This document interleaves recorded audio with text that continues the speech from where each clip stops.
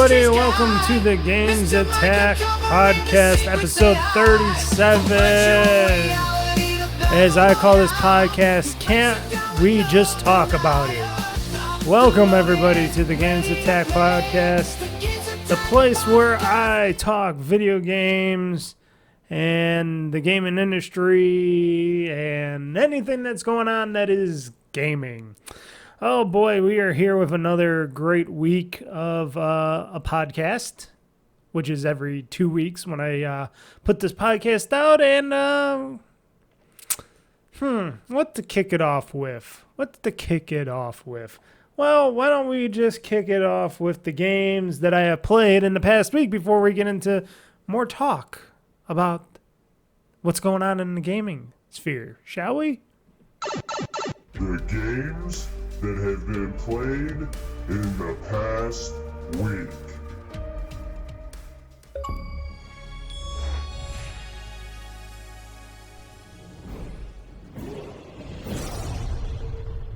That's a good game. Enjoy your gaming. Dude, go fuck yourself.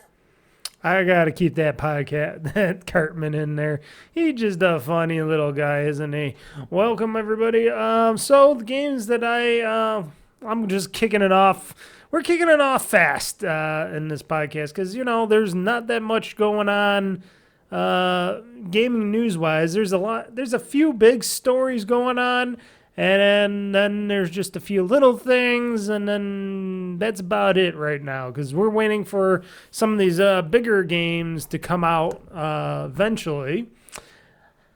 So I just wanted to kick off what I've been playing because that's usually what I kick it off with anyways. So Cookie Clicker, still doing that. That's like a permanent staple in the games that I played in the past weeks because that's just something I just start up, let it sit in the background, let it click away, let it get me more cookies and such. It's just one of those games that it just doesn't matter. It doesn't matter if you think it's a game.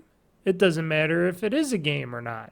It doesn't matter if you play it in your browser or if you bought it on Steam like I did later when I found out it was a app from Steam as well because they made it a purchasable app on Steam. And I purchased the game and now I just launch it from the Steam browser and I just let it run in the background. Like I said, simple as that. There's nothing to it. It just sits there. You can go take your mouse, go over the cookie, keep clicking it. Sometimes if you want to buy more grandmas to make more cookies, you can buy more grandmas to make more cookies. You could buy temples. You could buy a whole bunch of other stuff that goes on in that game. What else? Temples, grandmas, cursors, which is more of your mouse cursor to click the cookie for you. Farms, mines, factories, banks, temples, wizard towers, shipments, alchemy labs, portals, time machines, antium condensers, and the list goes on and on and on and on. And then you could go to the little store here, and if you got enough cookies, you can buy more cookie type things that'll help upgrade how many cookies you get per session.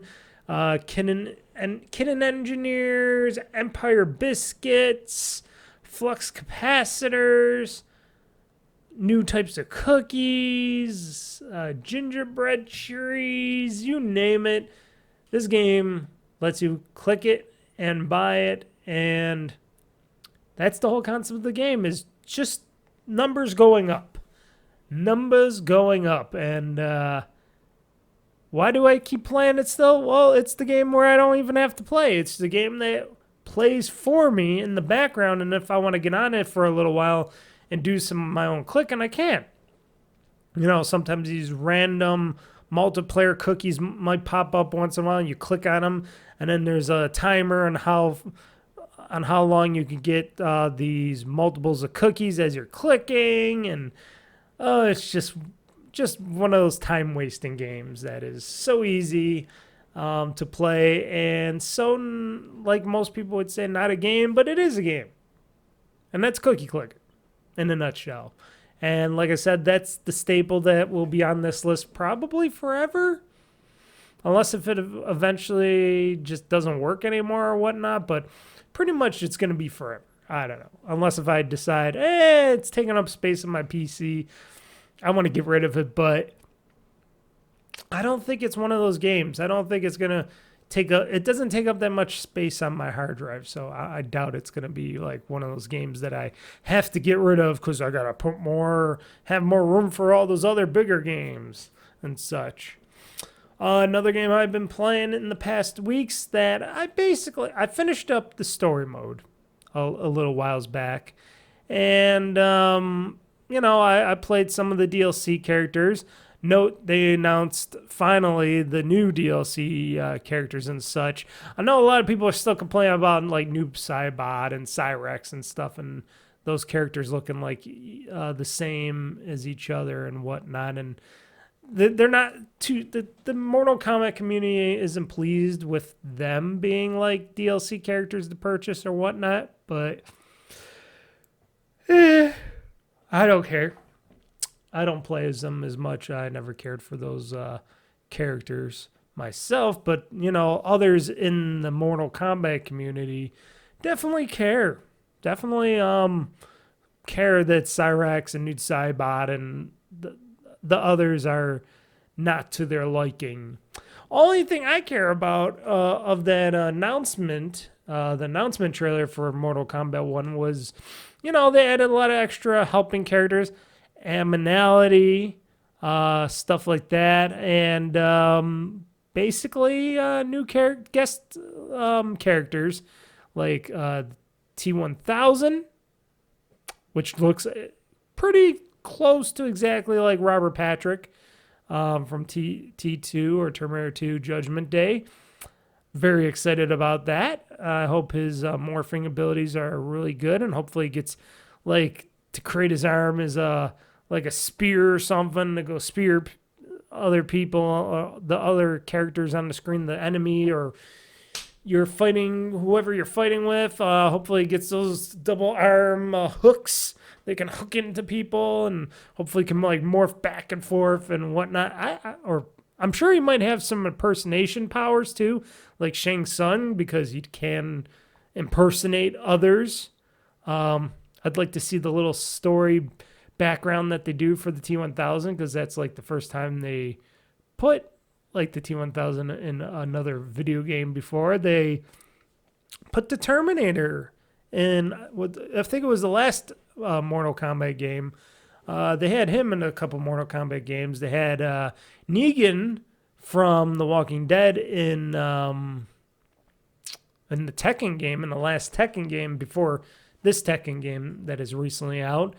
And other characters for coming out, guest characters, Ghostface from the Scream trilogy. That's going to be fun. He's going to be funny. He's going to be like, what's your scary movie? And the guy, I bet you one of the Mortal Kombat characters is going to go, first, what the fuck is a movie? And two, nothing's as scary as me. And then Ghostface will probably turn his head and go, you're going to die. And another motherfucker is going to go, okay, bring it. Bring it, man in the costume, or woman, because it could be a woman in the Scream costume. I think in the newer Scream movies, wasn't it, what's her name in the Scream costume or something? I forget. There could be a female Scream, or female Ghostface, I should say, not Scream, but Ghostface. But we'll find out. Maybe maybe Ghostface is just Ghostface in this. Maybe there is no person in the costume and it's just Ghostface, the entity itself. Or maybe there's going to be somebody in the Ghostface costume. Who knows? Will we know? We'll find out when that DLC comes. And then, of course, Conan the Barbarian, which looks like Arnold Schwarzenegger, of course, and that's going to be pretty cool because Conan can face the T-1000, and the T-1000 will look at him and go, wait, you're supposed to be the Terminator. Why are you Conan? And then he's like, I don't know what you're talking about, this Terminator. I am Conan the Barbarian. I am gonna slay you and then fuck my women.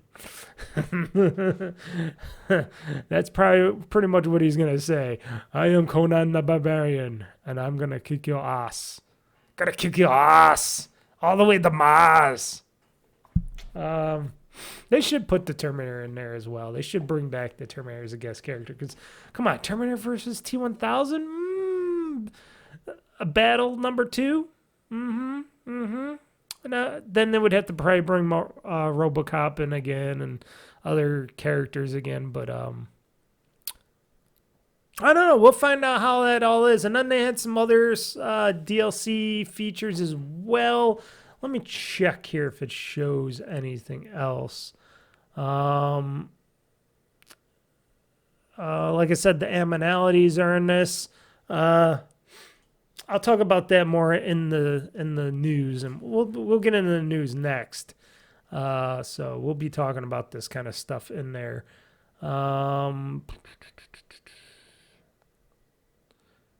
And I am looking for the other stuff that they were going to include in this.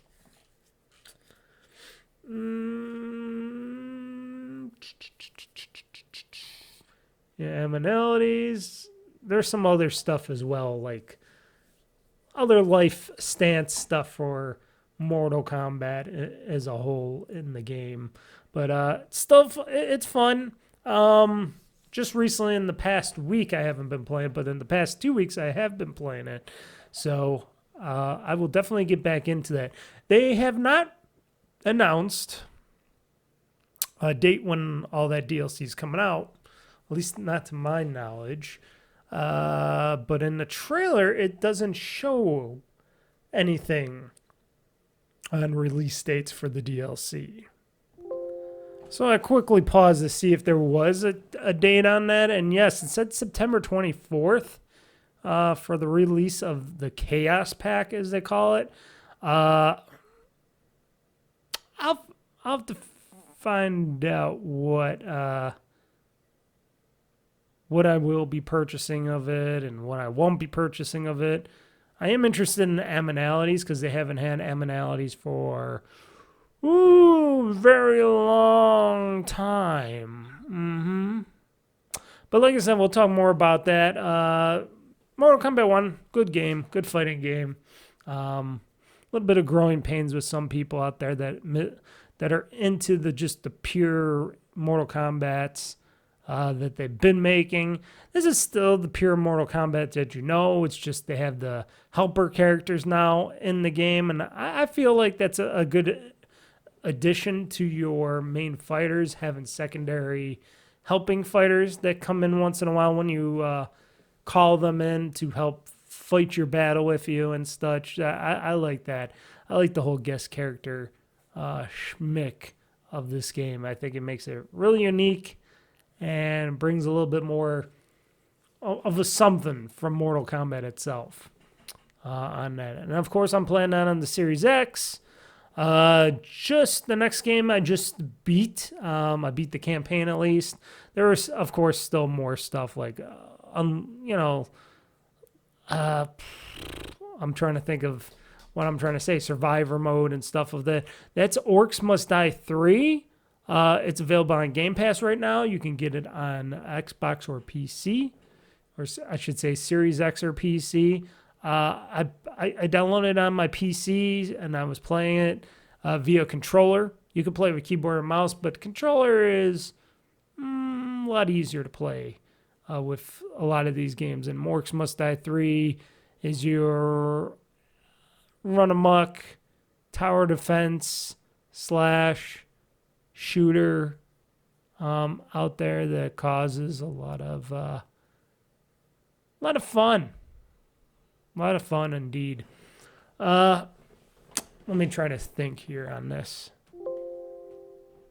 So, like I said, Orcs Must Die 3 tower defense, battling type of game. A decent adventure of a game. One more to talk about it. You're battling orcs. You're setting up tower defenses so they don't get to your your portal room or wherever. I guess it's a portal to your dimension or whatever to take over your world. I don't know. They don't really, or I didn't pay attention to what they were saying about where they would be taking, or these orcs would be transported to if they got into the portal from the portal room. I think it is to, take on humanity and stuff like that, but it didn't, I don't think I really, like I said, unless if I didn't pay attention, I didn't really know where it was taking these orcs. I believe it was probably a portal to your dimension and stuff, and you're just there to protect the portal from them crossing over into your dimension or your world or whatever. I'm guessing that's what it is. So you can build up defenses, try to keep them away, try to kill them, and there are different stages, different levels, different scenarios and stuff, and it is really fun. It is definitely really a fun game. I have a video going up, I think this Wednesday, for Orcs Must Die 3. It's like my final video that I'm doing of that game, and it's a Let's Play, and it's pretty fun. So you'll enjoy watching that on Wednesday's Let's Play. Now, forgive me for a second, folks. I know I sound out of breath right now. It's just been a day. It's been a weird day. I've been working all weekend. I've been working all at my house all weekend, and today I was a little tired, so I decided to do a few push-ups. Good number of push-ups before doing this podcast, so I'm still a little out of breath. That's because I'm probably out of shape a little bit right now because I haven't been working out because, like I said, I've been working on some stuff around my house, so I haven't been able to work out. I'll be talking about that today on today's podcast as well because why not? I'll get into a little bit of that stuff. I don't really talk about that stuff, but I will. And I know this podcast is already sounding a little stupid.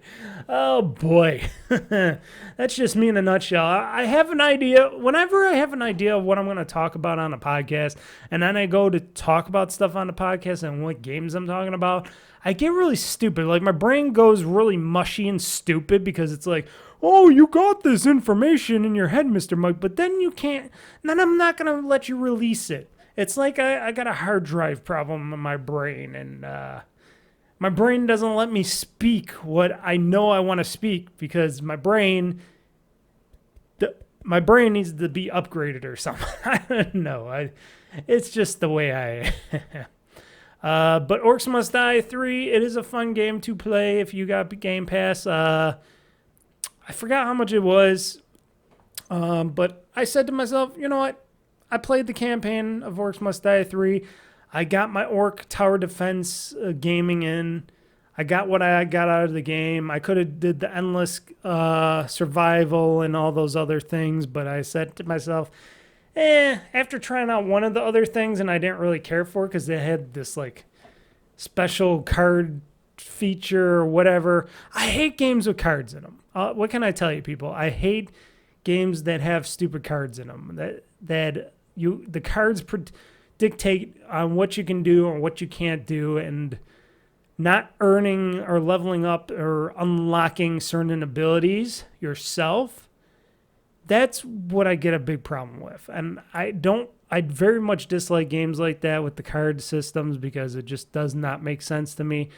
And they're never as good as if I can just unlock a certain ability myself after getting a certain amount of accumulating a certain amount of points, or leveling up to a part where I can just change what I want to do in my battling skills, leveling up with a character. Once you get into cards and stuff, it just really drives the game down for me. It makes the game just unplayable for me. I don't know if anybody else has the same feeling on that, but that's my feeling on that. And even though the main campaign in Orcs Must Die 3 does not have that card system, and it has the leveling system where you level up, You can unlock new abilities by paying with skulls and stuff like that. That's okay. But then other parts of the game, you go into them, and then there's these card scenarios and such, and it's just like, I don't want to deal with that stuff. Just give me an endless battle thing. Let me create my own battle. Do whatever I can. Not just hold me back with some stupid card-based rules or whatever. I don't like that. So I played the main campaign. Game Pass title. It's perfect. Plays beautifully on PC. Don't know how well it plays on Xbox, but I'm sure it plays well. This is the third in the series of the Orcs Must Die series. I never played the first two. But playing the third one, it plays very well, and I enjoyed it quite a bit. And it's worth playing if you have Game Pass. And you can play with other people as well. Just doesn't have to be you. You can have more than one person playing and adjust the difficulties and stuff on how the orcs battle and get through your blockades and stuff. It's pretty fun. It's a pretty fun tower defense type of action type of game. Let's see here. Yakuza 3, been playing that on the ROG Ally. I am getting closer and closer to actually completing Yakuza 3 right now. I'm pretty close. I forgot what chapter I was on. I think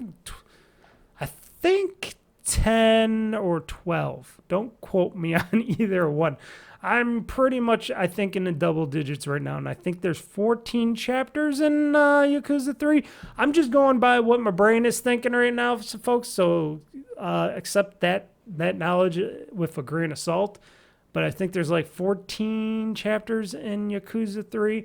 I'm not going to look it up right now, but I am getting closer. I am doing like side quests and sub-stories and stuff like that in Yakuza 3. A lot more than I did before when I played Yakuza 3 2 other times ago. Because I played Yakuza 3 about twice already, and this is my third go-around in Yakuza 3 because I played it on the Xbox. Let me think now. No, wait. Two times now, right? 2 times. It's got to be 2 times. Because I played Yakuza 3 on the Xbox. And then I'm playing it again now on the PC on the ROG Ally because it has separate achievements. So, okay, 2 times for every game. I think it was one of the Kiwami games that I played like 3 times, maybe. But don't quote me on that. I have a feeling I played that far more than I played right now. But Yakuza 3, it is one of the more, dumbed down versions of the Yakuza games in the series. They were kind of trying at that time to probably save some money on the title, so everything looked dumbed down with the characters and the whole aspect of it. And I know this isn't a remastered version. This is like an up-resed version.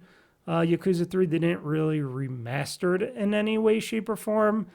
Hence its jankiness a little bit in the game, but still a fun Yakuza game. And like I said, after I complete this game, and then it's off to Yakuza 4 land, and I think that's when we meet the rich guy, the rich loan shark guy. I forget his name, but that should be quite interesting when that gets onto that. I enjoy, like I said, the Yakuza games, especially when I get back into playing them and you're back in the city and you're back fighting the Yakuza and the other mafias, the Chinese Jing Wang Sung Mafia and all these other factions and stuff, because it just really is like, you're not just the ex-Yakuza or Yakuza. People always like to say, oh, Kiryu's always the 4th chairman of the Tojo clan of the Tojo clan and stuff. And he's like, no, I'm not, even though he is, and he's very powerful. It is just one of those fun games in the series. And like I said, I am going through my backlog of these Yakuza older titles up to at least Like a Dragon and stuff, up to the Like a Dragon games. So all the way through 6 for the Yakuza games. I want to, like I said, I wanted to play through them all one more time on my ROG Ally, get those separate extra achievements off of them, and have my fun with the stories one last time. And then I'll be going back to the main lines again, because pretty soon RGG or Ryogatku Studios, so forgive me on the very big butchering of their name, the Ryogatku Studios, they are teasing a new entry into the Yakuza series or the Lost Judgment series, the Judgment series or the Yakuza series. And they were talking about how there's going to be a new title coming down the road, down the horizon of the road, that is the Yakuza world of games, that is the Judgment games and the Yakuza games, or should I say like a Dragon games now on that matter. So, yeah, very fun still. Plays beautifully on my ROG Ally. It's a nice little thing to take around to play games like this on it. And I've been enjoying it immensely on my ROG Ally. Just like all the Yakuza games. They all play well. A lot of games play well on my ROG Ally, let's just say. And I have the first gen Z1 Extreme ROG Ally. So if anybody was wondering, listening to this podcast, that's what I used to play them on. I know this X, the ROG Ally X just came out, but that's something I will wait for if needed to be. GTA 3, anybody? Beat that again. I think this is like the third, fourth time. Played through the main campaign of it. Played through all the stories. Did the last of the things. It is such an old, rough, very rough game. Very basic, very rough, very old game. GTA 3 came out on the PS2 back in the day. I didn't really I got to play it a bunch initially when it came out, when I was at with some friends and stuff a long time ago with me. I never had a PS2 until like a few years later. And then I finally got my own PS2, and then I finally was able to get GTA 3 for that. And that was around the time when Vice City was about to come out, and San Andreas after that. And the PS2 era lasted a very long time. That was a much simpler time in gaming during the PS2 era. And, they didn't have much competition. They had PC when there was few people playing games on the PC back in the day. They had the Nintendo console.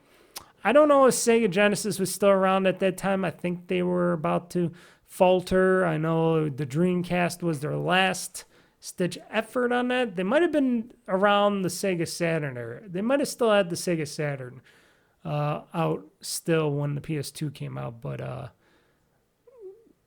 like I said, when that became more evident that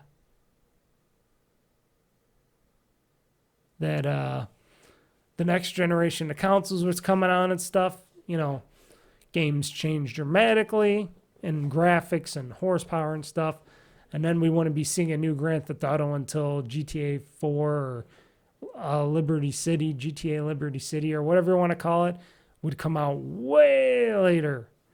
Right on when the 360 and PS3 were coming out, that's when the next GTA or GTA 4 was coming out, where Niko Bellic would be the main protagonist, that we would find out that he was a Russian guy, and his brother and stuff, and a story that he would be going on. Now, note, I've been playing GTA 3, and now I'm also playing some Vice City and stuff, even though I'm stuck at this one stupid part. There's a lot of stupid parts in these old games, because old game mechanics that they tried to make better and newer, and then you got the way that they play since back in the day to now, and some mechanics are a little and hit and miss at the time. But it's amazing on how that they created such a game engine that was making these, at the time, the largest games out there with GTA 3, Vice City, these open world titles, which everybody else was like, oh shit, we got to do something like that. And I wonder how big this next GTA 6 is going to be, because that's been in development for a very long time. And I remember before the Hauser, Dan, was it Dan or the other Hauser? When the Hauser brothers were talking about, or one of the Hausers was talking about how he and his teams wanted to make the largest Grand Theft Auto game out there. The largest landmass, all that stuff. Of course, that's going to take a while, and if that's what they're planning on doing in this title, yeah, I understand why it takes a while. Plus, they don't want it to come out before all, unless if all more and more next-gen consoles are getting made and coming out, and people are buying those, and all the other aspects of PC gaming, because they don't want to put it on the last-gen consoles, meaning these consoles right now, like the Series consoles and stuff. I don't think the Series X, at least in my mind, I don't think the Series consoles, maybe I'm wrong, maybe these Series consoles will get the next Grand Theft Auto on them. I don't know. I would think they would want that because they want the largest gaming fan base to be able to play them. So I would say PC, but they're always later on the PC with these games because they're very hesitant on people ripping them off. It's because it's easier to rip the games off on PC, and they don't want probably people to mod them and take the models out of the game and such. At least with the console versions of the game, they can dictate on how those are put out there and how they perform on the systems and how they're not as easily tampered with or should I say ripped off? I said ripped off, right? Or they're copied and stuff like that. It's a little harder for console versions of the games to do that. But yeah, GTA 3, blast from the past, wanted to complete it, did, beat it. It was a little pain in the butt at the very end of the game to beat the ending scenario of the game, but it was very rewarding that I did complete it and beat it and said to myself, the definitive edition of these Grand Theft Auto games is okay. It's okay. I know a lot of people still don't like them, but I think the definitive edition for these Grand Theft Autos is quite stunning. Character models may be a little bit wonkier, but it's still a decent engine. Dark Knights with Poe and Munro on the Series X. Been playing that. I've been playing that for the past 2 weeks, the 2 Fridays, 2 GameOn sessions. It's an FMV game. It stars these 2 people, Poe and Munro. They're doing like a radio show on in Britain for the town August. I think it's called, the town is. I think that's a town, August, the town of August, and all this crazy shit happens to him. You got a guy that's like a psychopath that wants to murder him and stuff. You got the other stuff. Got some supernatural stuff going on in the games. And a whole bunch of other stuff. And it's a fun FMV game. I don't think it costs that much if you want to get it. Or if you're going to just want to watch it at OldFreakyGamer.com, or if you go to YouTube.com and you type in OldFreakyGamer, go to my my YouTube page at OldFreakyGamer 2023 if you really want to get technical there. You can watch me play through Dark Knights with Poe and Munro. It is interesting how they developed that kind of a game. I'd played an FMV game before that a while ago called The Late Shift that has the same kind of controls for those kinds of games, for those FMVs. So, been pretty fun with that. And, of course, Dark Knights of Poe and Munro has been pretty edgy and fun. It is a lot of slockiness to it as well. It's pretty slocky and pretty up its own butt, you would have to say. It's up its own butt, anus, whatever, with a lot of this stuff going on in Dark Knights of Poe and Munro. A lot of craziness. Everybody's hesitant on what happens next and all that. But fun story. You can replay them over and over again if you really want to try to change the scenarios of the characters and what's going on between them. And the Munro character, the leading lady, she's fairly decent on the eyes. She's not a bad. She's a pretty decent looking character if you wanna look her up. And I guess they had a prequel game. I forgot what it was called, but it was a prequel game, and has the same characters in it apparently for some weird reason. Somehow you'll know what I'm talking about when you play. If you ever decide to play Dark Knights of Munro and then you look up the other game that these people have been in, and it's like, oh, they've been in the same game before, and then they call this other game something totally different. And yeah.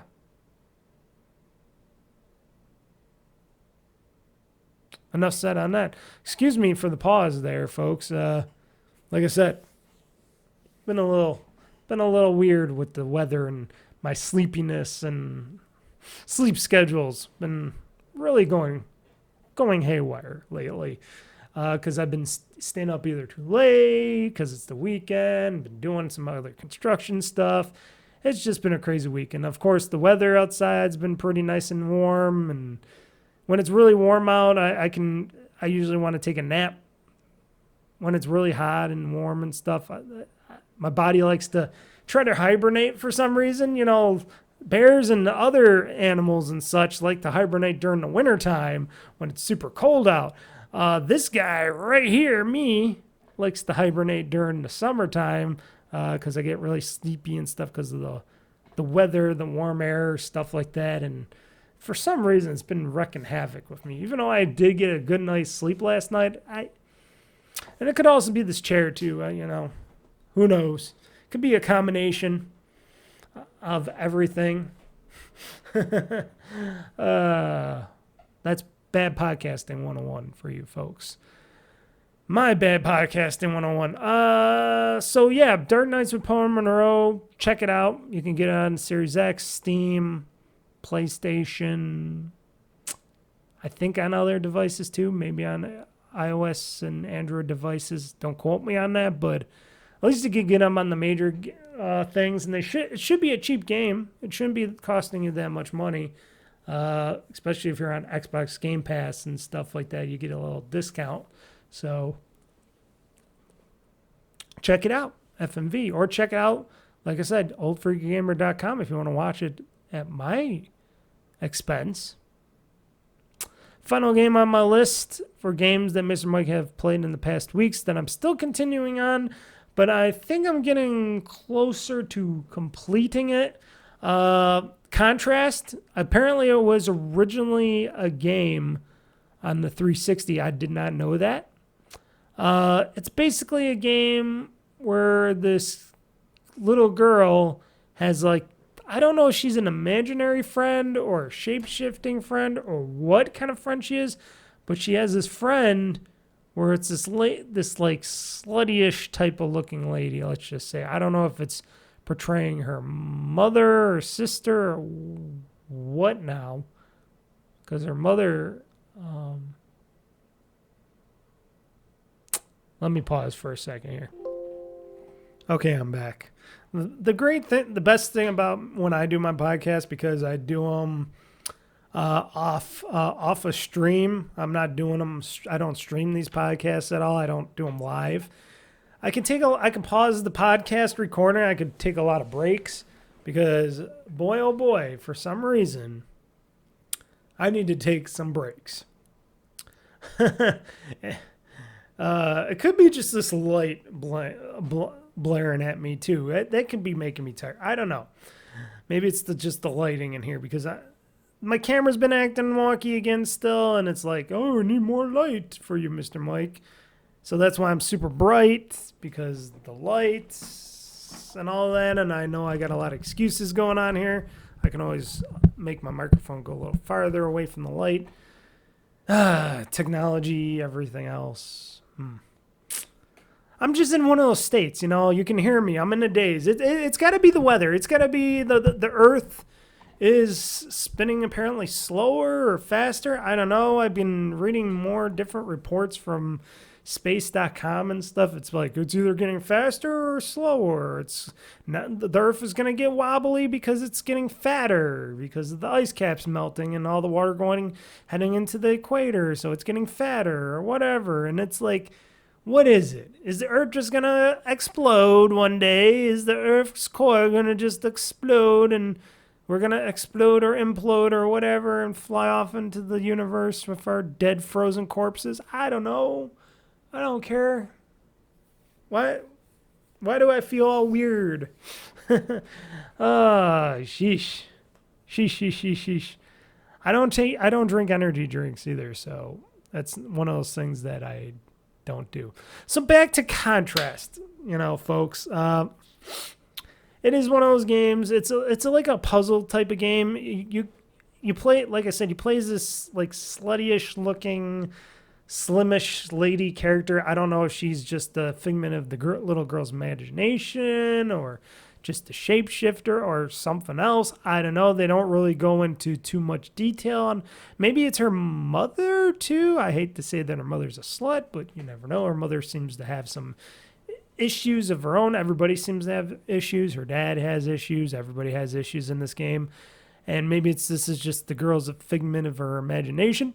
I don't know. But there's this woman. I forget her name.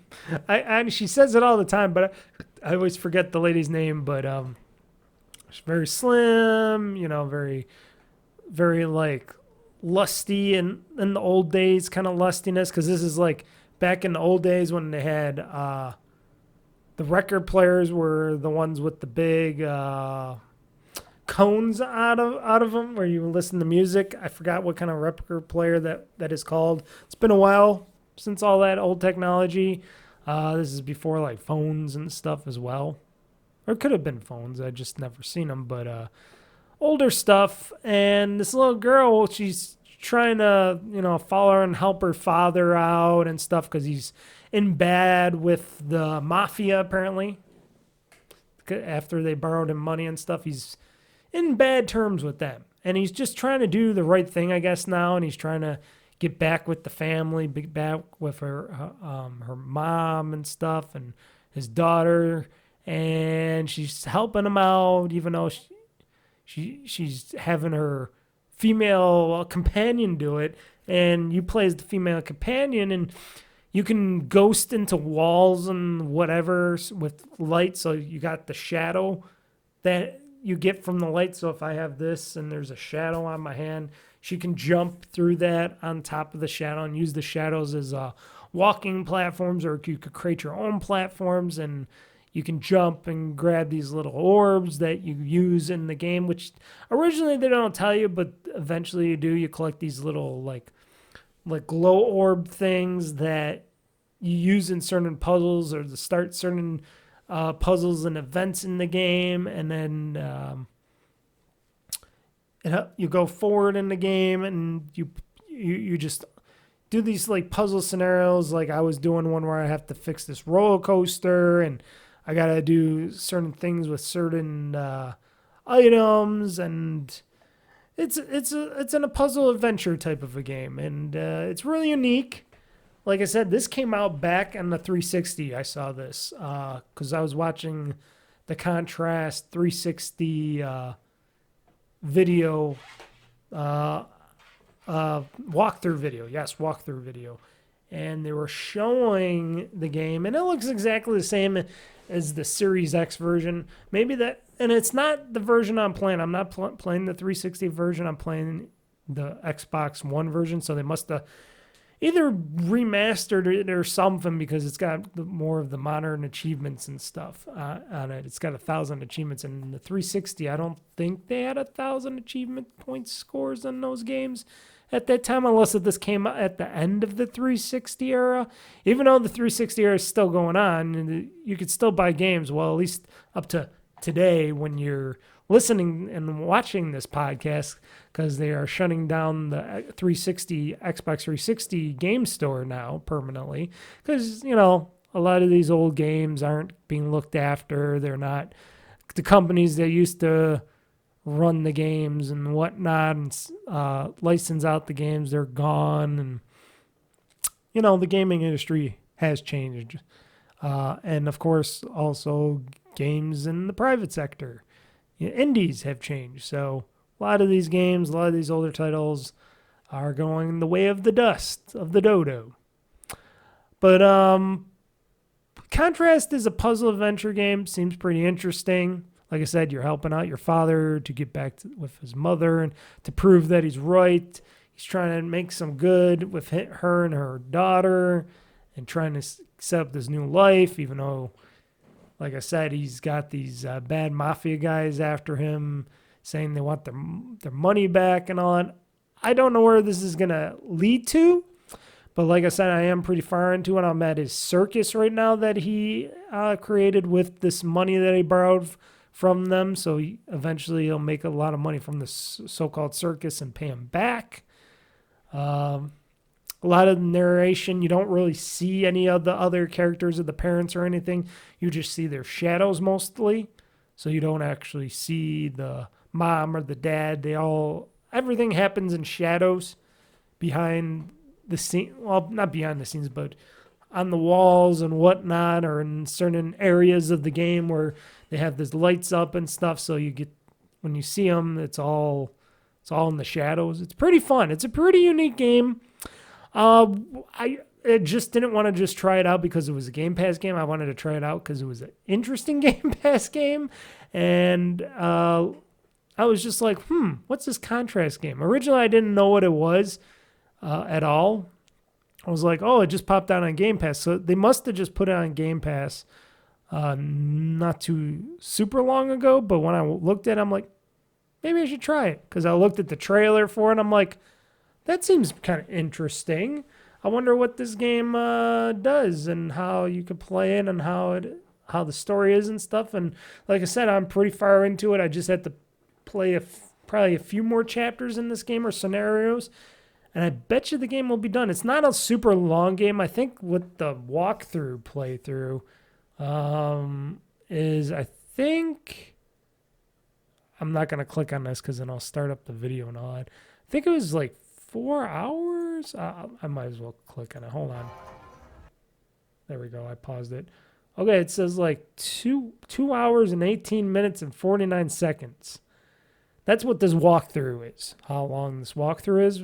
That I'm looking at, it's 2, and this is the full game plus all the achievements / all the extra stuff to find and unlock and stuff, because you can find extra items and stuff that in the game to include in your collectibles run and stuff, and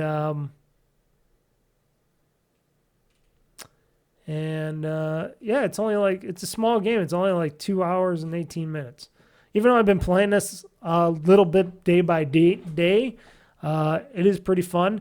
It says here, as I'm reading this person's description on here, an indie game that's really fun to play. Of course it is, yeah. It takes you to the world of loneliness, sadness, and mystery. Contrast is a masterpiece in this guy's opinion. Contrast is a 2D, 3D puzzle platformer. I would also say maybe a little bit of adventure game too, but okay. 2D, 3D puzzle platformer in which you can shift between the striking 3D fantasy world and the mysterious 2D shadowscape. And it's out on 360, Xbox One, PS3, PS4, Windows. Publisher is Focus Home and Interactive. Developer Compulsion Games. Came out back in 2013, folks. This came back out in 2013, November 15, 2013. So that was a bit ago. And they must have just put it out on Xbox Series with new achievements and stuff, because that's what it has. It has more new achievements and all. It is like I said, check it out. It is a fun 2D, 3D game, just like you said, the person says, 2D, 3D puzzle type game. It is not on Game Pass, unfortunately. So some people were asking me, is this game on Game Pass? The the Ventures. Dark Knights with Poe and Munro. That is not a Game Pass game. It is a purchasable game. A lot of these games are just purchasable games. I think, yeah, on my list here, they're all purchasable games, but really cheap because there's a lot of sales going on. And Contrast is, did I say Contrast was not a Game Pass game? It is a Game Pass game. Excuse me. Like I said, people, I am in my in my sleepiness element right now. You can hear me as my but am I always all fucked up every time I do a podcast or something? Or if I do something like a live stream, am I always all fucked up? I had to take off my glasses because my eyes are just like right now. So yes, forgive me, folks. Contrast is a Game Pass title. You should go check it out, download it. It's only going to take a few hours of your time, or you can play little by little. It has automatic saving in it. You can't just save where you want to. So you got to be careful. You got to make sure that at a point you reach a checkpoint where it saves, the game saves itself. And when you notice the little icon saying that it's saving and stuff, then you can just pause and turn off the game or whatnot. Don't let the game not save, because then you'll go right back to the beginning.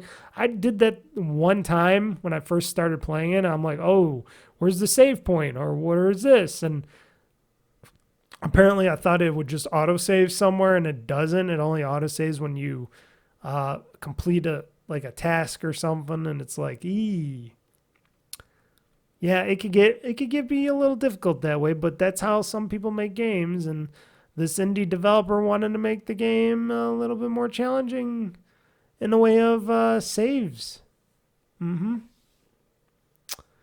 So those were the games that I played. Like I said, I will finish up Yakuza 3, and I will eventually finish up Contrast. Maybe I'll finish that up today. Who knows? Depends on how my brain is right now. My brain isn't doing well. Like I said, my overtiredness for some reason, I think it's just because of the weather, just making me all loopy inside and stuff. It's just one of those things. But it doesn't stop me. My loopiness and my tiredness does not stop me from doing gaming, playing games. I can still push through and play some games. Maybe I'll drink some, not an energy drink, but an energy packet for my water. I got like these super vitamin C vitamin packets that have all these extra vitamins, minerals, stuff like that. And that usually boosts up my day. Because lemon tea I got here does not help me with anything. Doesn't wake me up. Just helps my throat. So those are the games that I played in the past weeks. And like I said, in the future, I'll be probably playing Yakuza 4, stuff like that. So be on the lookout for that. Got a ton of other games to play. I got a bunch of games that I think I'm going to play. Maybe today I'll try to record some more games to play.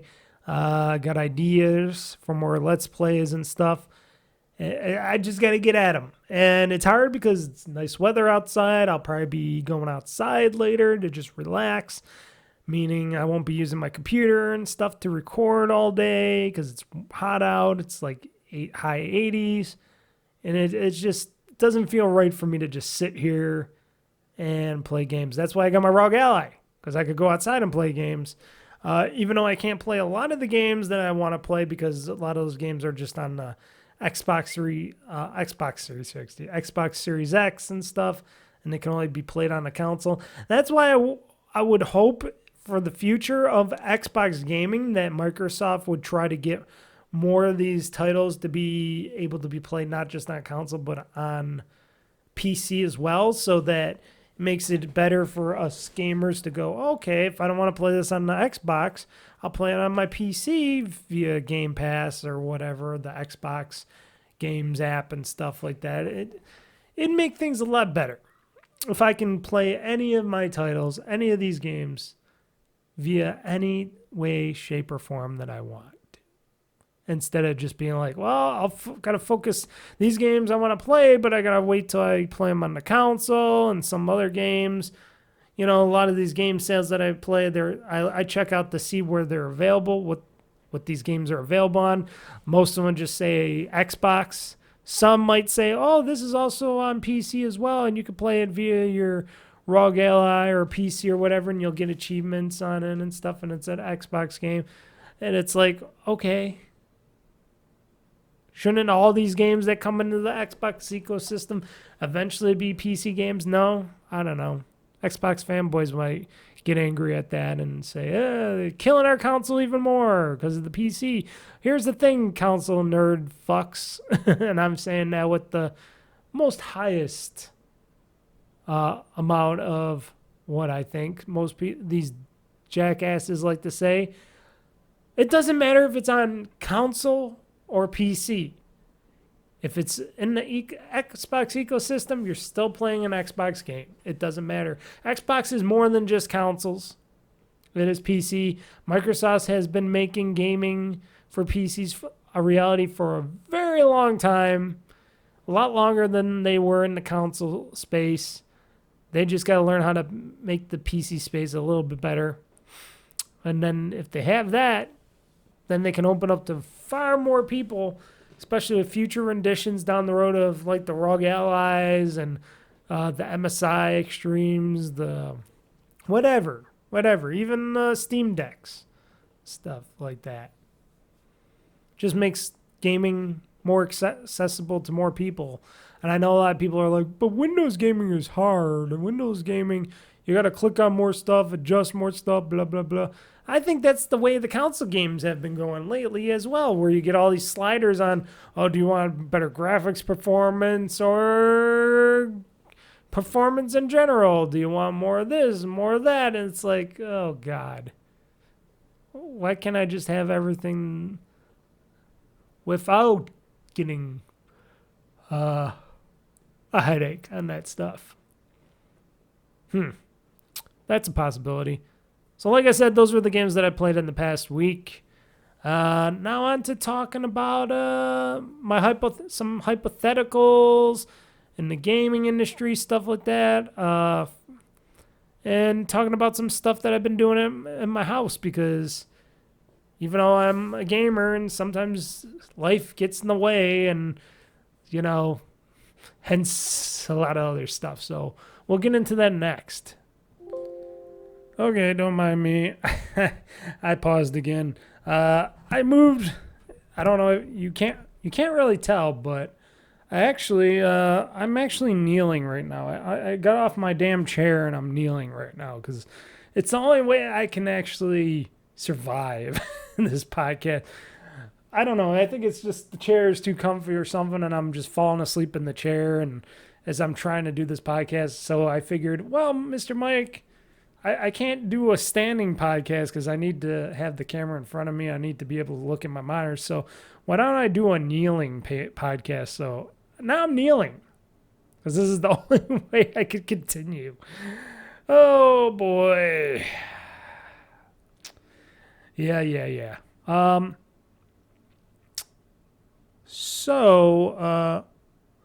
Actually, I'm looking at my show notes. I'm going to do what my show notes are telling me. I was going to talk about my random stuff and hypotheticals and stuff, but it says I should get into the game news stories first. And you know what? I think I'll follow what my podcast schedule dictates to me instead of going off the cuff and talking about my stuff. So why don't we get into the game news now? And then if you feel like you want to listen to the rest of my babbling bullshit, you could continue on after it. So the game's news now. The game's news from the past week. Oh yeah, games news. So Game Pass went down a bit ago on July 25th. What's today? It's the 28th, right? Yes, 28th. So 3 days ago, as I'm recording this, is Sunday the 28th. Game Pass has been going down a bit Xbox Live has been going to shits on and off lately.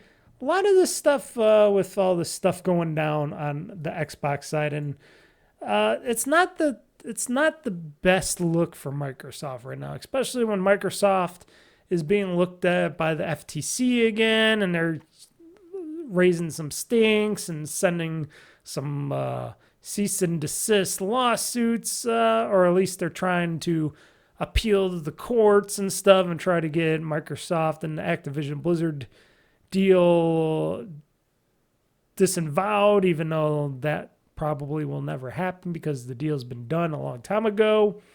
But the FTC, they'll still try to get at Microsoft because they know they lost many times, and they're still trying to not only lick their wounds but try to get back at them, because that's what politicians and people in these industries do. When, no offense, I know it's not always great when a big corporation buys all these other companies and stuff, and your so-called market gets a little bit smaller, but I don't think Activision Blizzard would have survived a lot farther down the road, because a lot of shit has been going on behind the scenes, which now it's been getting better because the people have been unionizing and stuff behind the scenes under the new regime, Microsoft regime. You got the World of Warcraft teams and stuff. They unionized. You got other parts of Blizzard, I think Activision Blizzard, that unionized.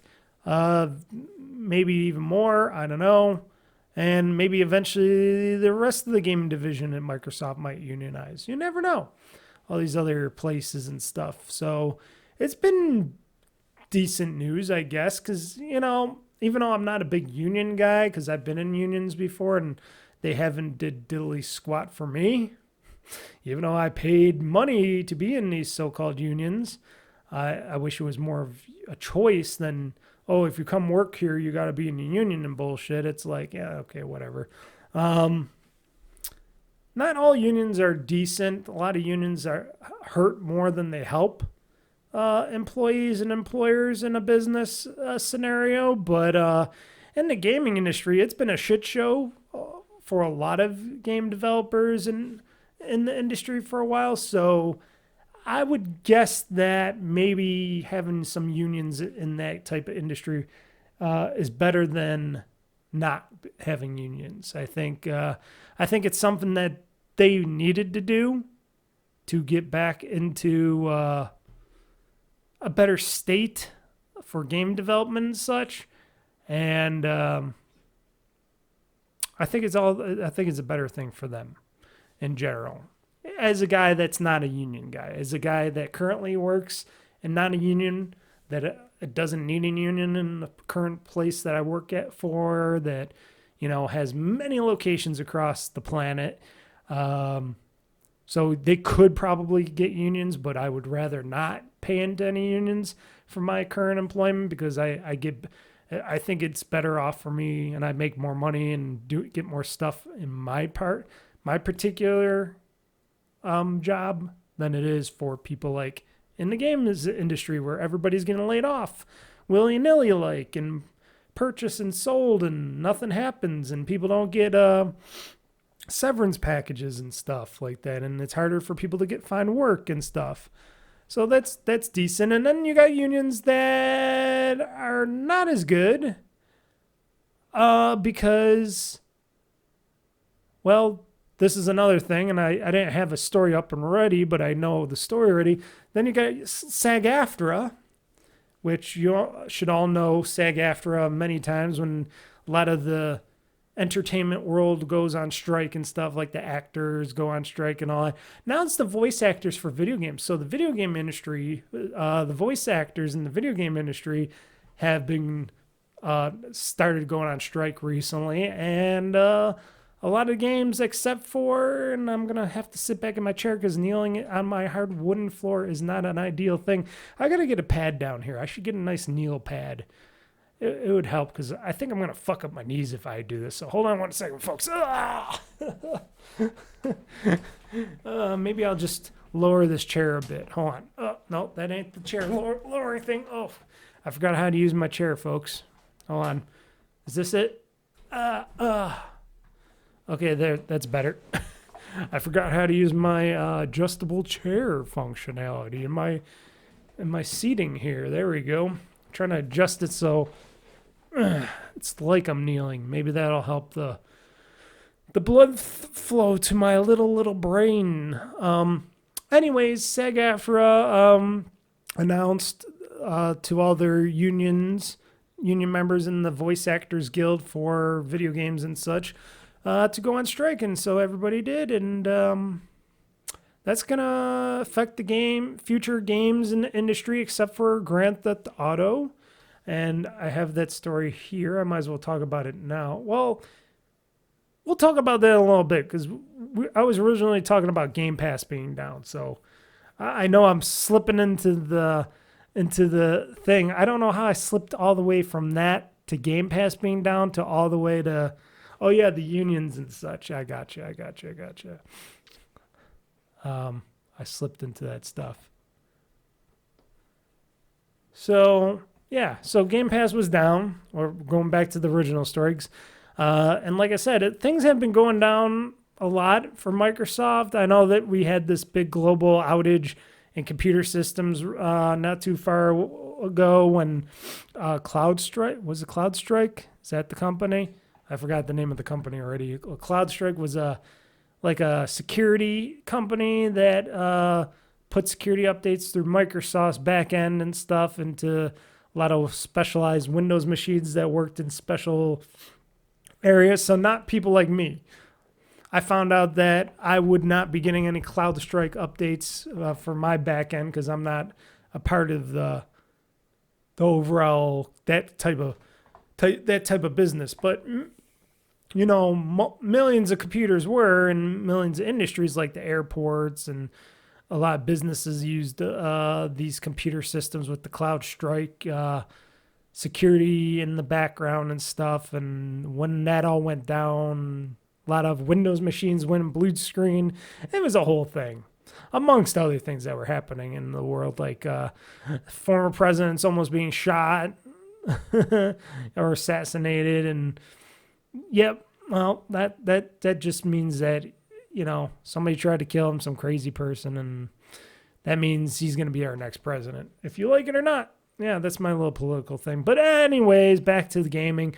So a lot of issues always been, and it's beyond the other stuff that's been going on in the world with outages and stuff. But Game Pass and Xbox Live having some issues. It's like I'm wondering what's going on behind the scenes when this is all supposed to be, you know, done in the background on these Azure systems, on these Azure cloud systems and stuff. It's like, what's going on with Microsoft and their back end and these Azure cloud systems? Why is their systems always seem to be going down and crashing? Is it just these incompetent people in the background pushing up lazy updates or something and not testing them? Or they doing something in behind the scenes that's fucking everything up? Were they doing stuff like slowly getting ready to unplug the Xbox 360 store and it was attached to important stuff and they didn't realize it, and then they tried to pull the plug and everything else went down? It seems like a Skynet kind of thing going on over there at Microsoft. And it's been happening regularly lately. It's been happening a few times lately. And I think something else went down not too long ago before I was talking on this podcast, and there were some limitabilities of purchasing games or something. It's like, what's going on, Microsoft? You're supposed to be this software giant juggernaut that has these multi-billion-dollar global servers and stuff, and you can't even keep something like Xbox Live from going down or Xbox Game Pass. What is going on when you got other places that keep reliability on the uptick? And this kind of stuff happened before. They had the outage during, I guess, the Christmas time, which I wasn't playing my Xbox, so it didn't affect me. But other people, when they were getting their first consoles and stuff, and they're trying to play Xbox or update them and all that, and it went down during that time because of something going on. And it's like, Microsoft, get your acts together over there. I know you guys are trying to do stupid business decision making back there, but come on. If you really want your company to stay on top and not start to go sliding back down that financial hill, you know, in the stock industry and all that, it's like you got to do better with your systems and your services and stuff. And this is something that, okay, this is been going on. Now, I did try during the time 3 days ago when this happened on the 25th of July, and this was past 2 p.m., but mind you, too, because this is what it started, I guess they said, at 2 p.m. Eastern. Even though I heard things before that at 2 p.m. Eastern, they just officially posted at 2 p.m. Eastern. I tried Game Pass after that, and it did say on my Game Pass for PC that there was going to be some limitability and stuff on the games or whatnot being shown, because they said some games weren't being shown on the list and stuff. And I was looking at it, I'm like, well, everything seems to be, even though Game Pass for PC is telling me directly that stuff is down and not working correctly or whatnot, or things aren't hunky-dory. I tried it and it seemed to work fine for me, which was weird because usually stuff like that doesn't work well for me. But it was working well, so I was like, okay. But things like this should not be happening, at least not this much, or even at all. But I know computer systems, networking, all that stuff it can get difficult. But you think people like Microsoft and Xbox and the Xbox services teams and networking teams behind the scenes, they've been doing this for a long time. They're not new at this stuff.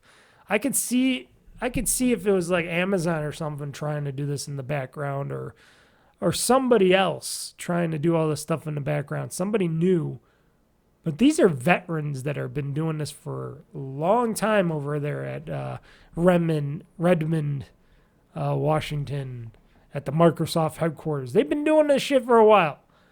They should do better when it comes to putting out, any updates, keeping their systems live and active. I can see Nintendo fucking up their back end online shit because it's Nintendo and they're definitely behind everybody else when it comes to online interactions and online communities, online gameplay and stuff. But even their service has been up more and more reliable than Xbox, even though Nintendo Online is probably the bare bones basic of online connectivity out there. But just saying. So that was that. I had a problem with that. And then back on to the FTC going after Microsoft, and Microsoft stating that Game Pass price increases will offer still more value. So Microsoft is defending the changes in the price increases coming to Xbox Game Pass. The company argues that changes will provide more value to players. This is in response to the FTC calling the changes product degradation. And I gotta agree a little bit with the FTC that yes, Microsoft seems like they are degrading the experience of what they were saying Game Pass was, and their online experiences and stuff and services that they offer, just because they're trying to make an extra quick buck. Now, if they would have just raised the prices and kept Game Pass for console the same, Game Pass for PC, Game Pass Ultimate, it'd keep things simple. Now, if they wanted to eventually add a Game Pass for streaming and have a regular, like a Game Pass beginners tier or something, like before console and all that, where it could be for whatever, have its limited ability and stuff, they could do that, even though that adds more complexity to the service and the products that is offering and stuff, even though they're doing that anyways right now, and it's turning into more like the PlayStation network tiering that really is garbage.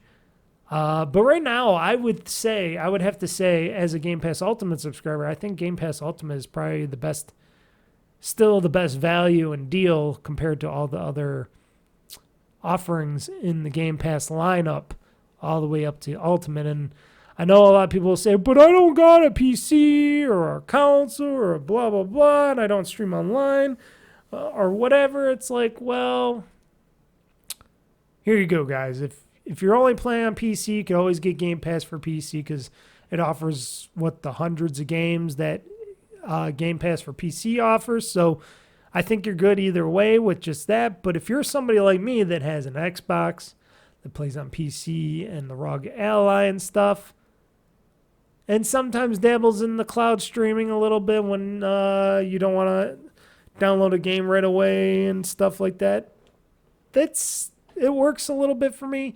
I'm not big onto it, but for stuff like that, I'm like, okay, being a Game Pass Ultimate member is really something that's worth it to me because I play a lot of games, and I play a lot of games on many different devices and stuff, and consoles and stuff, and devices, which is console is a device.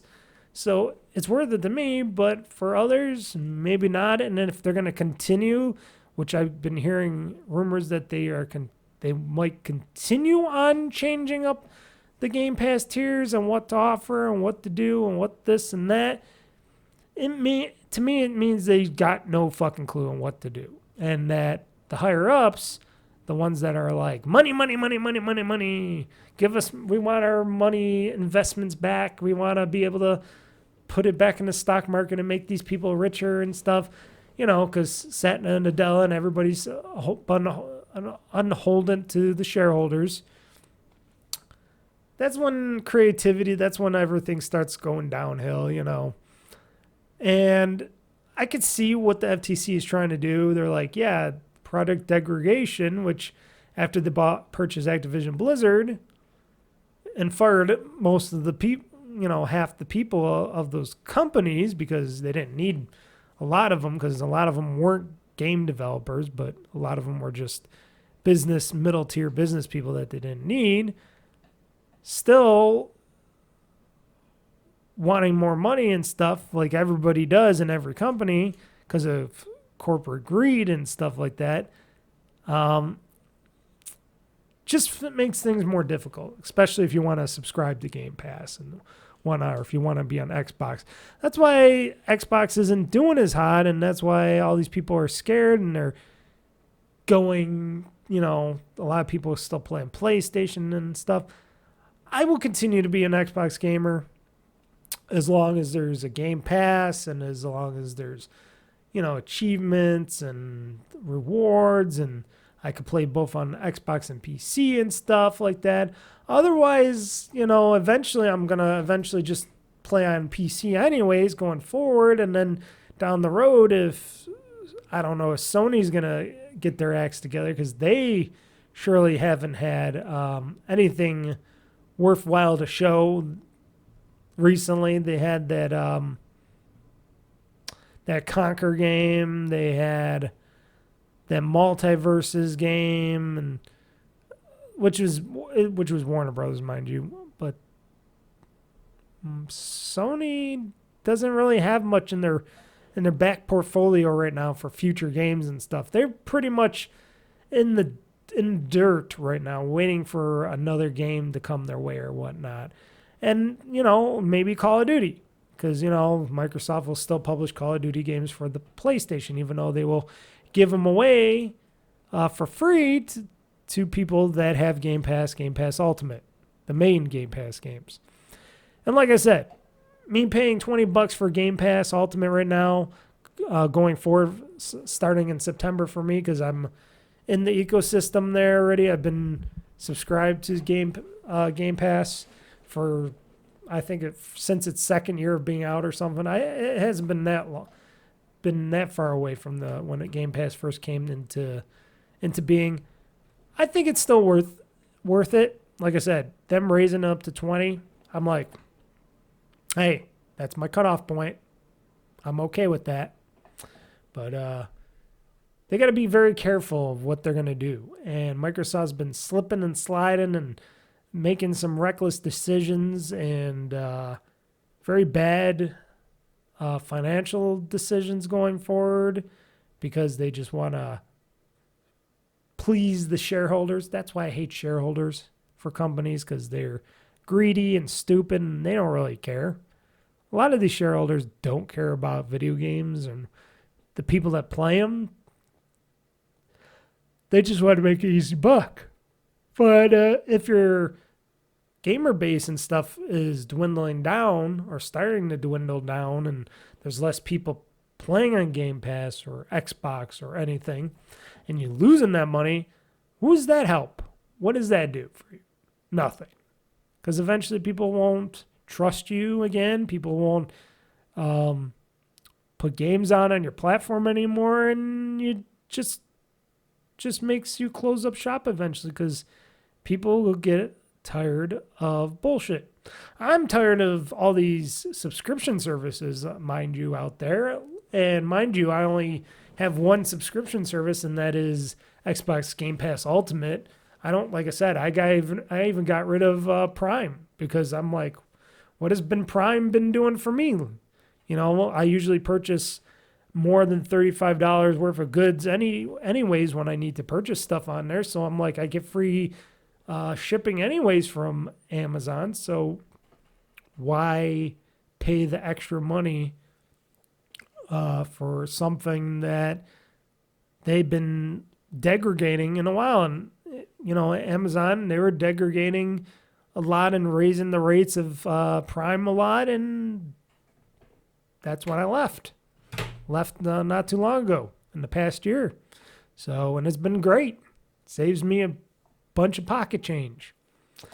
Activision games coming to Game Pass in August. This is me talking about, okay, they should be doing more Game Pass.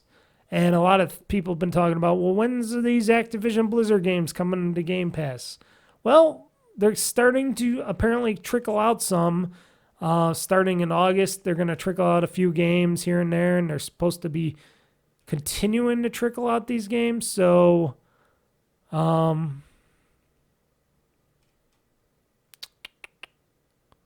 let's see here. Windows Center. Activision games will finally start appearing on Game Pass in August. Microsoft already put Diablo 4 on the service in March. They also put in some of the Call of Duty games. I downloaded Call of Duty 3 from Game Pass when they offered it. I don't know when I'm going to play that. I'm not going to play online with that, but I wanted to play the story campaign, so I downloaded the campaign for it, which made it downloading that game a lot easier on the eyes because, you know, there's so much you could download and how big the files were for like online and all this other stuff. I just wanted to play the Call of Duty 3 campaign, and that was it. So that's why I did that. So the next wave of games that they're talking about, games that could include the titles like Crash Bandicoot, Tony Hawk, and Spyro, with this rollout expected to begin in August. Unfortunately, we won't see a massive addition of past Call of Duty titles to Game Pass, but you got a few. Because don't forget, you got a new Call of Duty coming out eventually, and they don't want to salt that earth. They don't want to dilute the pool of too many Call of Duties right away. Down the road, eventually, they'll have every Call of Duty on there on Game Pass. I'm sure of it. I'm sure you'll have most of those games on there. I'm just reading this article, and it's not saying nothing what they're talking about. But they did launch, like I said, they put on a couple Call of Duty games on Game Pass. They're supposedly going to put out a few other games on Game Pass. I just don't know what those titles will be. They'll eventually announce them, I'm sure, to us, because I'm sure they want to get people in the know of what games might be coming to Game Pass. But a few to trickle out in August and so forth down the road, I'd be all up for that. A new Xbox controller leaked in August, for August, not in August, for August. We heard about these new controller leaks many times over. I don't know if this is true or not. This is with a grain of salt, but according to a reliable insider, a new Xbox controller is set to be revealed later this month and then released in August of this year. Let's see here. Recently, we got the Deadpool and Wolverine Xbox controllers with the big butts on the controller. Even I thought that was pretty funny. But this one,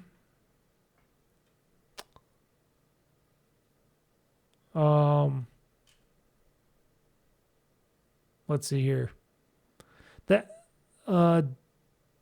So some claims state that the new Xbox controller will be revealed on July 31st and then released in August of this year. There's nothing on the controller, no pictures, nothing else. The controller will be called the Sky Cipher Special Edition controller. It will be blue and slightly transparent, with the report pointing to a special transparent Forza Horizon 5 controller as an example of what the Sky Cipher Special Edition controller might look like. And the controller is expected to retail for $70.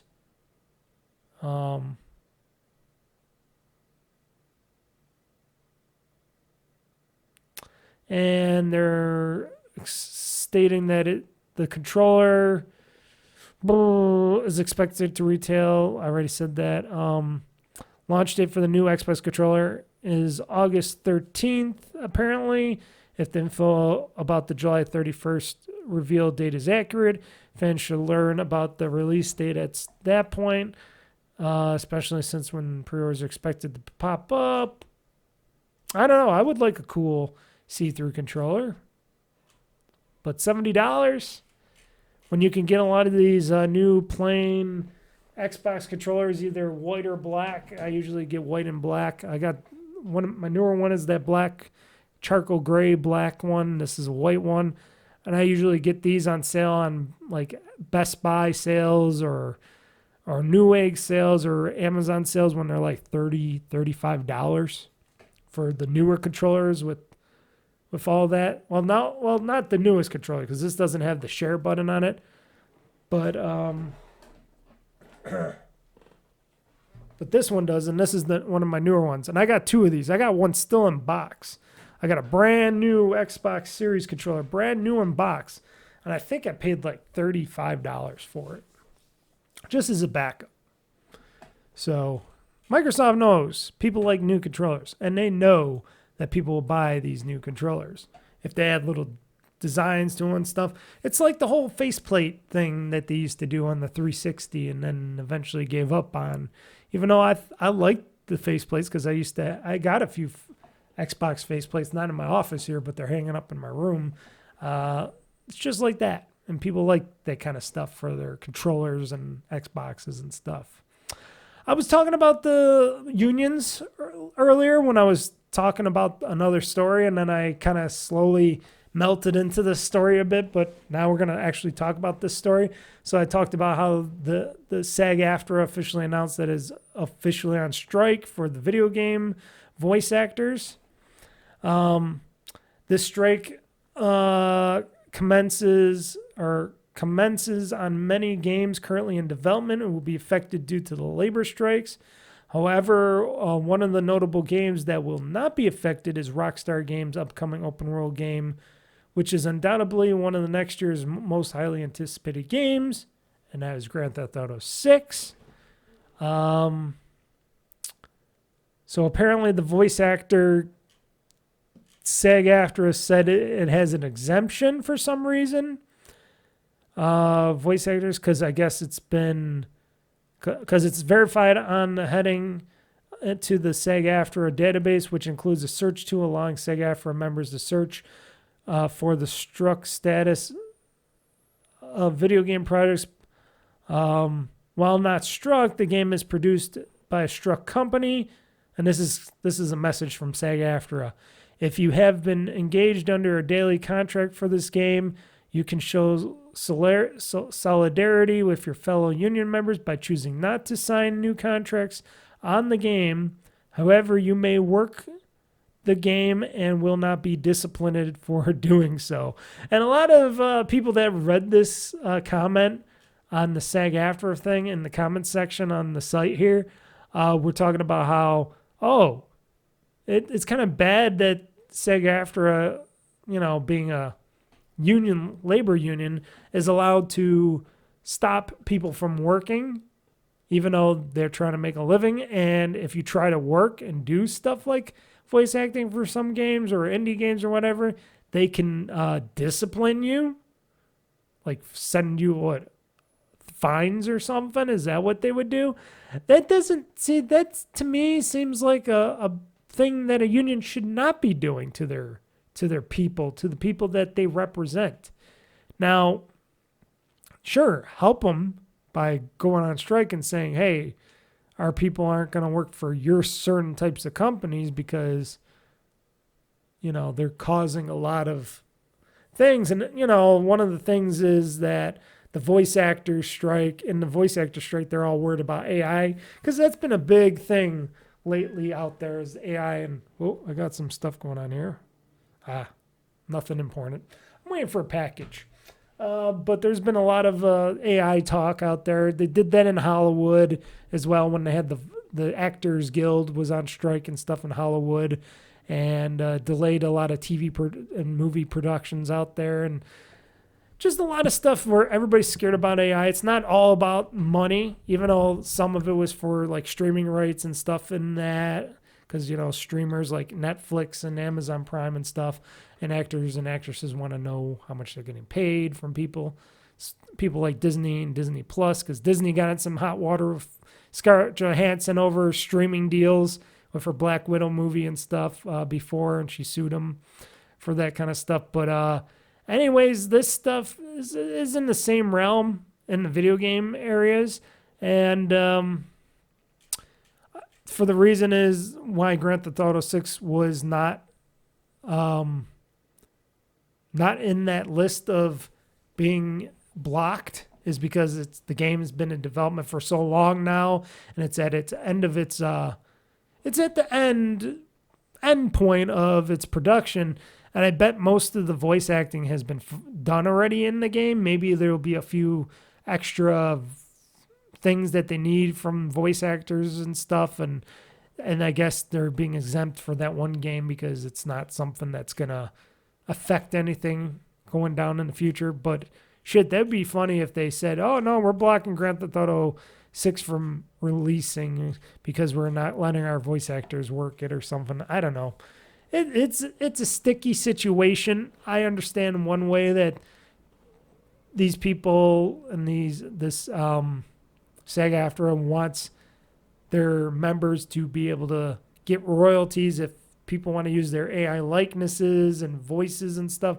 But I still got the problem of if your people want to work and they want to make a living, and I know it's a lot of people, a lot of actors, and in the Hollywood side of things were saying, oh man, I wasn't able to do anything. I wasn't able to go into movies or TV or this or that online, and it was hurting my lifestyle. I wasn't making any money. It was getting really hard for me. And some people were saying I had to live in a car because not everybody's rich from everything. Some people are just working from paycheck to paycheck, and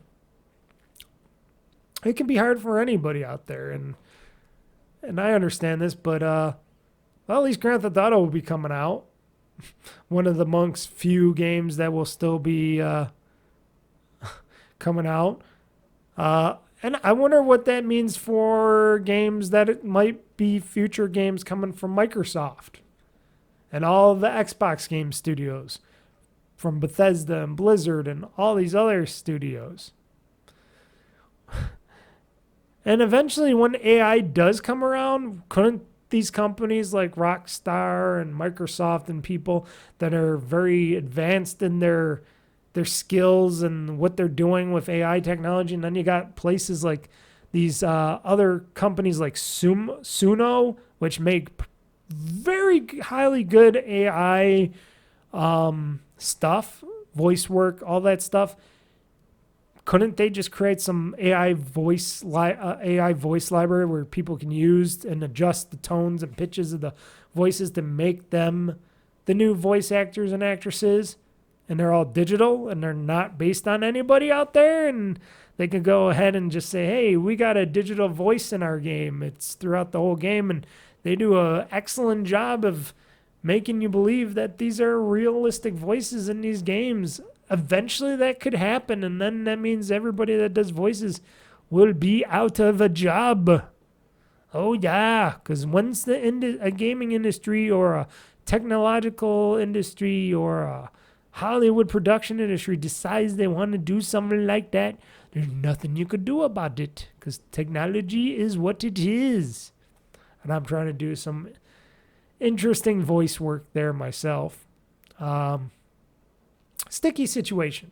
I wonder how long this voice actor strike will continue, and I wonder how much it's going to hurt the industry as a whole, because when everybody's talking about games that aren't coming out yet or being pushed back or whatever, that could be potentially pushed back, games that aren't being just polished and ready to go, like Star Wars Outlaws and stuff like that, and I think maybe the Assassin's Creed game.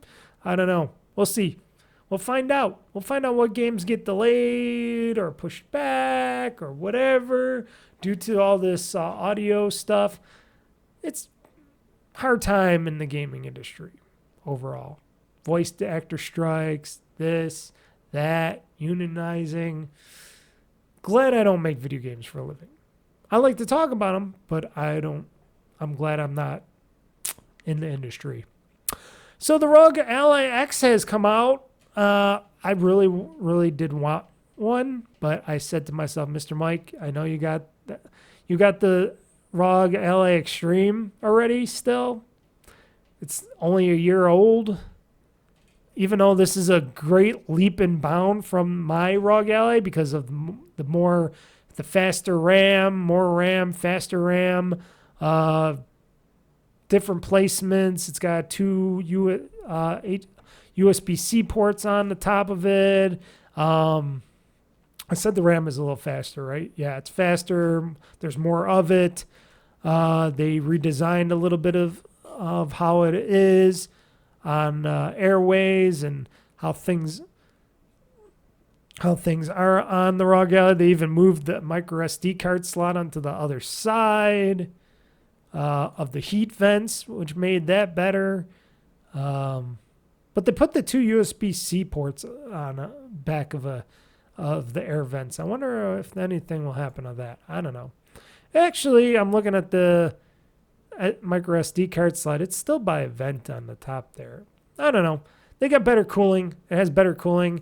It could utilize stuff better in its software and all that. And I hear it plays games on that one even better, even though it's not a super big upleap. One of the other things besides the memory, even though I was kept talking about this for over a year now on how the ROG Ally would be even better if it had more RAM in there, and then they went ahead and they put more RAM in this new Series X version of the ROG Ally, and then they gave it faster RAM, and I'm trying to look at it. What was it? 24. Okay, here we go. Is this it? 24 gigabytes of LPDDR5 RAM, up from the 16 gigabytes that it had before of the regular DDR5 RAM. Now you got 24 gigabytes to choose from, which, like I said, a lot of people are saying, oh, no more RAM. Putting more RAM in a machine won't do much for anything. Okay, it will help programs run better because the programs could utilize more of the memory to run processes all over the place because, Windows uses a lot of processes, background programs uses some processes, then your game uses a lot of those processes for the video, the graphics, everything else. So having the 24 from the 16 is a great leap and bound, especially when they added it. They put in faster RAM with the LPDDR5 compared to the regular DDR5 memory in there. And then the other thing was for me, which was a very big point, which I think a lot of these people skipped a little bit of when I was looking at the reviews. they weren't talking. They were mostly talking about battery life. They were like, "Oh, the battery life is twice as good." Blah blah blah. And I'm like, I don't care. I'm still gonna plug the fucker in. That's just me. I don't really give a care if I have to plug in my ROG Ally, especially when I got 2 USB-C ports now on top of it. I sit outside with it. If I'm gonna play this thing, I sit in my living room to play this. I sit in here in my office to play my ROG Ally, which is plugged in right behind me. You can't see it, but it's plugged in right there on, ready to go for me. If I play outside, I plug it in. I don't really use it on battery. The only time I might use it on battery, and sometimes I have it plugged in as well, because sometimes I know I'm going to play a little bit longer on it, is probably when I'm in my bedroom and I'm ready to go to bed or something. I want to play a little bit of a game before I go night, sleep. And I'm playing on my ROG Ally and I play a bit of a game and it's like, okay, there goes half your battery life, but I don't care because I know I'm going to sleep very soon. So I'm like, I'm only going to play an hour or half, 45 minutes of a game and it can easily handle that. Like I said, I think I got an hour and a half of battery life out of my ROG Ally when I was playing a game, depending on the game and how intense it is and how much battery power you need. That's how it does it. But like I said, this new one, like I said, battery life does not mean nothing to me because I don't go anywhere. And even if I did, I would find some place to put. If I was in my car, I'd have one of those electrical special jacks that I can use it as a regular plug-in jack in my ROG Ally or something when I needed to. Not a big deal for me. I don't go on any planes or trains or anything else. So, not a big deal on battery life for me. If it's somebody else out there, sure. If you're always traveling and you don't try to compensate for stuff, sure, I can understand it.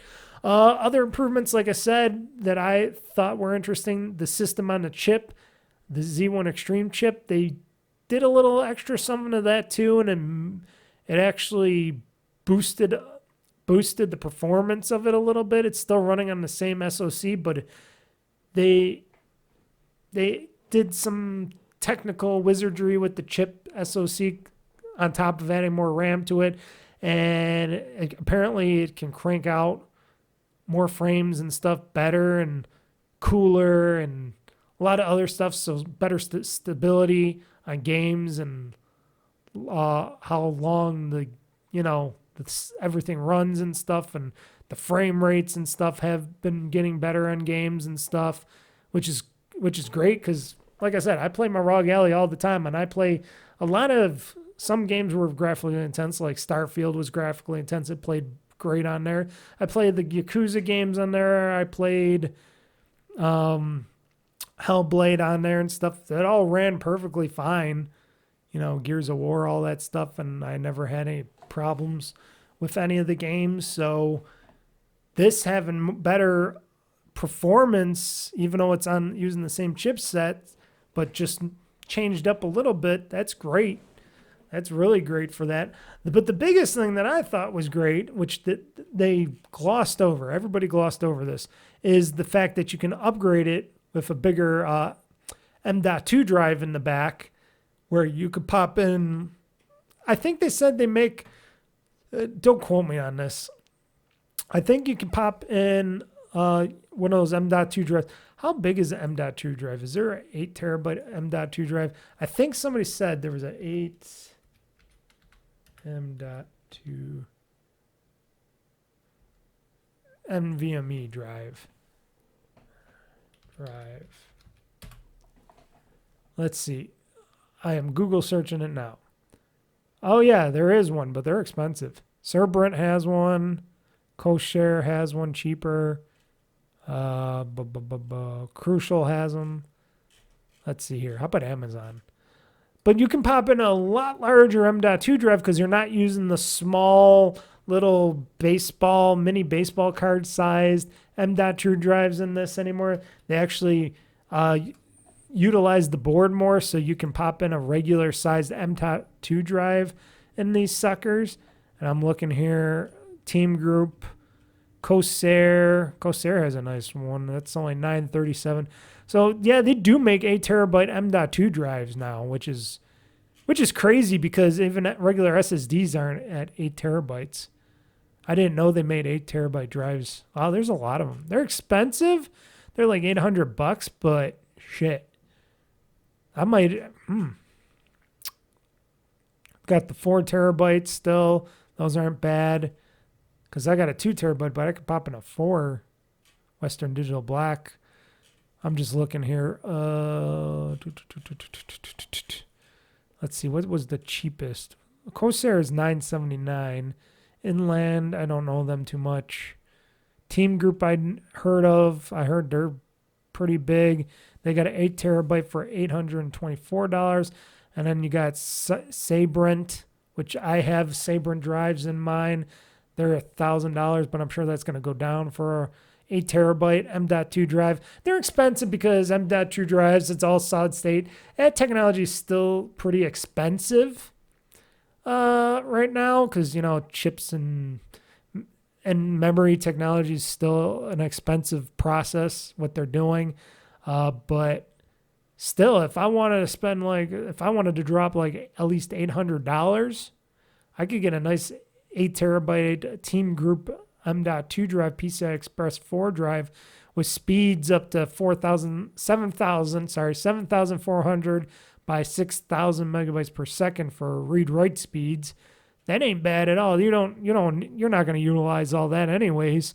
Let's see. If I wanted to get a nice robust Corsair one, sure I'd have to spend a little bit more on it. It says no heatsink. I don't think it's too much of a problem with that.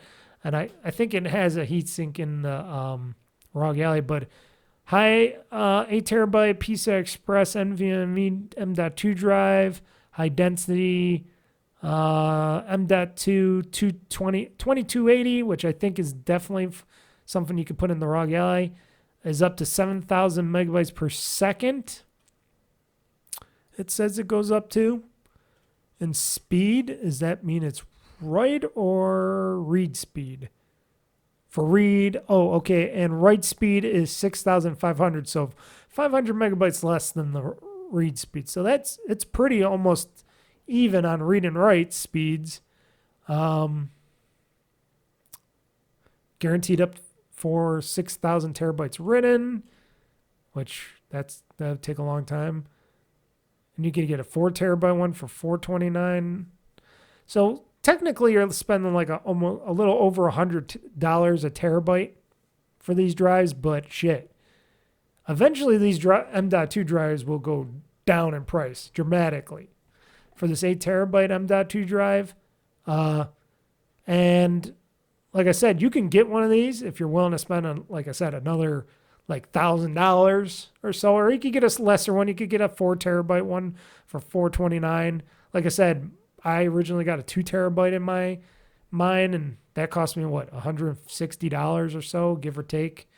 But for the Corsair one, but if you get this ROG LAX, and you want to pack in a ton of games, you want like almost unlimited storage for games, getting an 8 terabyte, putting an 8 terabyte stick in there, utilizing that with the 24 gigabytes of memory that's in that thing, you got yourself a pretty cool, beefy handheld gaming PC right there, which you can dock and put it on TV and stuff if you really want to. I show off mine once in a great while. I got to do more showing off of my ROG Ally games, playing on some videos late in the future, but I've been meaning to do that, but I didn't. But they're even saying Cyberpunk's been doing even better with, and this is playing at 1080p with ultra settings, are getting a 14% jump in performance and better frame rates and stuff. And at 30, they're saying 31 frames per second on this Ally X for Cyberpunk 2077. That's at 1080p ultra settings. Now, if you wanted to go a little less on the settings, because remind you, you're playing on a handheld. You don't need ultra settings on the handheld. You could get high settings on all that, and I bet you the frame rate will jump up significantly, at least a lot better. And you could still have it at 1080p, or you can go at 900p or 720p. It doesn't matter because it's a smaller screen, so you're not going to really see too much of a difference on there. Now, if you're playing on a a monitor or TV or something, okay, you wanna boost up the look of it as much as possible, but that ain't bad. That ain't bad. And they're talking about they're talking Yakuza 0 at 1080p with brightness set around 80. This person was able to get at least a good 3 to 4 hours in of gameplay playing that with the battery life. So, okay, not bad. So yeah, and they were doing a bunch of battery tests with that. I think if you're gonna get a new series, if you're gonna get a new gaming handheld, or you want to get a gaming handheld, I think ROG Ally X is the way to go. Like I said, if I didn't get the ROG Ally Extreme originally, I would have probably waited and got the X.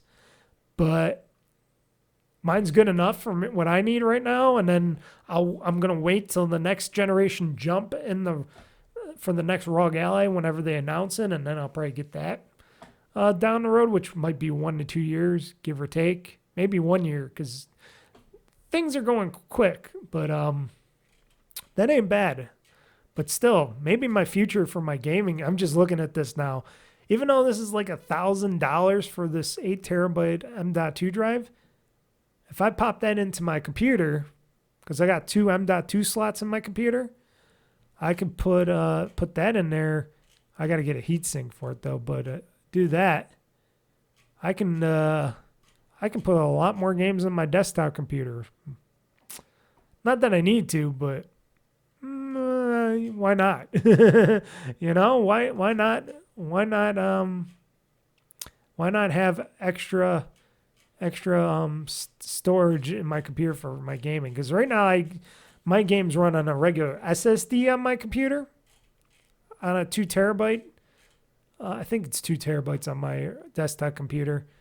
For my and the only thing on my M.2's drive is my Windows installation, because I like to keep Windows separate from that. But if my computer does upgrade to Windows 11 or 12 down the road, which it can now, my computer is fully capable of running Windows 11, because I got that little stupid chip that they wanted for that security chip that they wanted for it. Now, I'm probably going to wait till Windows 12 gets announced, and if I can get a free upgrade or something to that down the road, and it looks and works better or something, I don't know.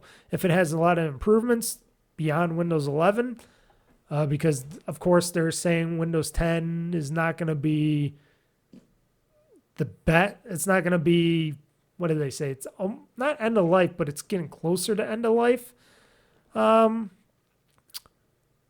I would consider getting Windows 12 for that matter.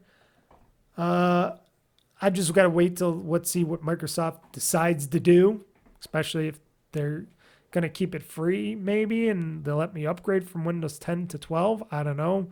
If they start charging for it again, fully again, we'll see. But if and when that does happen, because my computer, even though a 4-year-old machine, it's got the best hardware in it. It's got 2 M.2 drives. I would consider bumping up my memory, and I'd get 2 new M.2 drives. I'd put like a Windows for 2 terabyte for Windows, and I'd put a 8 terabyte in for the gaming and stuff. Boost up everything on the next version of Windows or something. That's probably what I would consider doing for my desktop going forward, keeping its longevity. You know, maybe pop in some bigger regular hard disk drives too as well. I don't know, thinking about it. For video editing purposes and stuff like that. I know, that's just my thing, but I should have never looked at this M.2 drive. But the the ROG Ally X seems like a very good buy, even though it's a little more costly. I think it's $800, $800 compared to $600 for the ROG Ally Extreme, my version. But like I said, more memory power, more battery life, improves a lot. You'd be surprised with better battery, better memory and stuff, and chip placement and stuff, and they reorganized the chips, SoC and stuff, it does add a lot of boost in performance. You'd be surprised. Software, all that. It's a great gaming handheld. If you're a PC gamer and such, and you're an Xbox gamer, it's a damn good handheld. I keep saying it every time. I know I go too long on these podcasts. For the final news story, I was talking about Mortal Kombat 1 a little bit, and it's DLC that they're talking about. Well, one of the things they announced, since 29 years of absence. 29 years, people. That's a long time. I was a young Mr. Mike when the original Mortal Kombat game came out and stuff, and other Mortal Kombat, which they made their debut on Mortal Kombat 3 in 1995. 29 years ago. 1995. How old was I back then? I'm not even going to do the math because my brain doesn't even work right now. But shit. Aminalities, people. I remember doing in Mortal Kombat 3 aminalities, all this other stuff. That was crazy. And they're bringing them back for Mortal Kombat 1 for free. I think they said it's for free. I think they said, let's see here. During the San Diego Comic-Con 2024, NetherRealm showed off Mortal Kombat 1's aminalities with a teaser footage. Rain, for example, turns into a puffer fish who explodes from the inside of his opponent. A new trailer showed off more aminalities, including a hyena, a hippo, a gorilla, a T-Rex skeleton. That's interesting, which looked pretty damn good. And wolf finishers. Of course, Scorpion turns into a scorpion. Melina turns into a praying mantis, which that was badass. And Melina, if you know her, with her bad mouth skills, or she's got the teeth and all, when she turns into a praying mantis, she eats her people even more. She was really sucking down on some of those guys. Let's see here. So, aminalities reveal came as part of the announcement of Mortal Kombat 1's second year of content and the Chaos Reign DLC. Combat Pack 2 includes another 6 DLC characters, all of which have been data mined ahead of their announcement, which I already talked about with Cyrex, Sector, and Noob Saibot, which people were complaining about.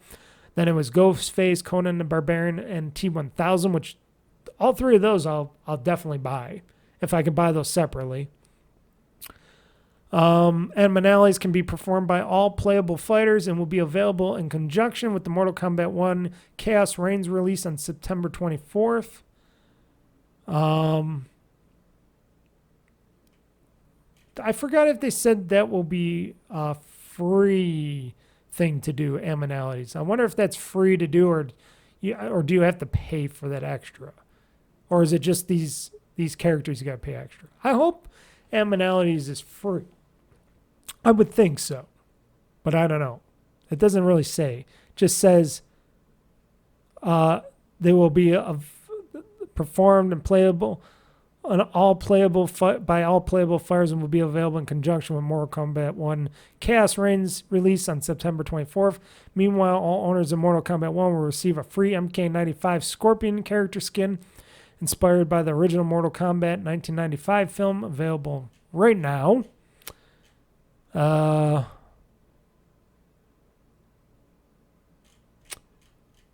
Let's see here.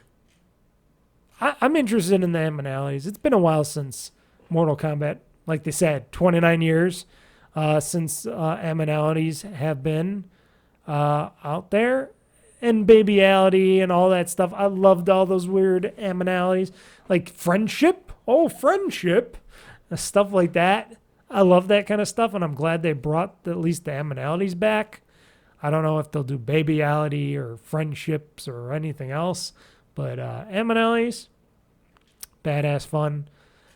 And I think those are free. I don't think you have to pay for those extra in the Chaos Reigns pack. I think that's only for the characters. So, because it says the Combat Pack 2 includes another 6 DLC characters. So that's the characters on there. Now, like I said, I only want Ghostface, Conan the Barbarian T1000, so I wonder if I could purchase them separately. I don't know if they cost more or less. I think the the DLC pack might be what, $30 or something usually. We'll see. We'll see how it goes. Maybe I'll end up just spending money on the whole Chaos pack because I'm crazy like that. But anyways, yeah. Yeah, Mortal Kombat 1, folks. More Mortal Kombat characters and skins and ammonalities. And then when they all come out and I can do some ammonalities, I'll do some videos on that stuff, because why not? We'll play some Mortal Kombat 1. I'll do ammonalities. I'll try to do the ammonalities, and it'll be crazy times in Mortal Kombat land, folks. I'd have to figure out what the codes are to do the ammonalities, but that'd be pretty fun. I wonder if the T1000 has an ammonality. What would his ammonality be? I know Conan would be like the lion. What's the lion? No, what was his? It was a lion or something? Cougar or lion? Could be a snake. I don't know. I forgot what he had. He had an animal with him. I forgot. It's been a little while since I watched the Conan the Barbarian movie. I know the guy was a snake, but Conan wasn't a snake. He was something else. Maybe it's a cougar or something. I don't know. But Ghostface, what would his ammonality be? Black Widow? I don't know. Could find out. Do they have ammonalities for those characters? I don't know. It says all playable characters. So that would mean Ghostface and all them would have ammonalities as well, right? We'll find out. Let's see here.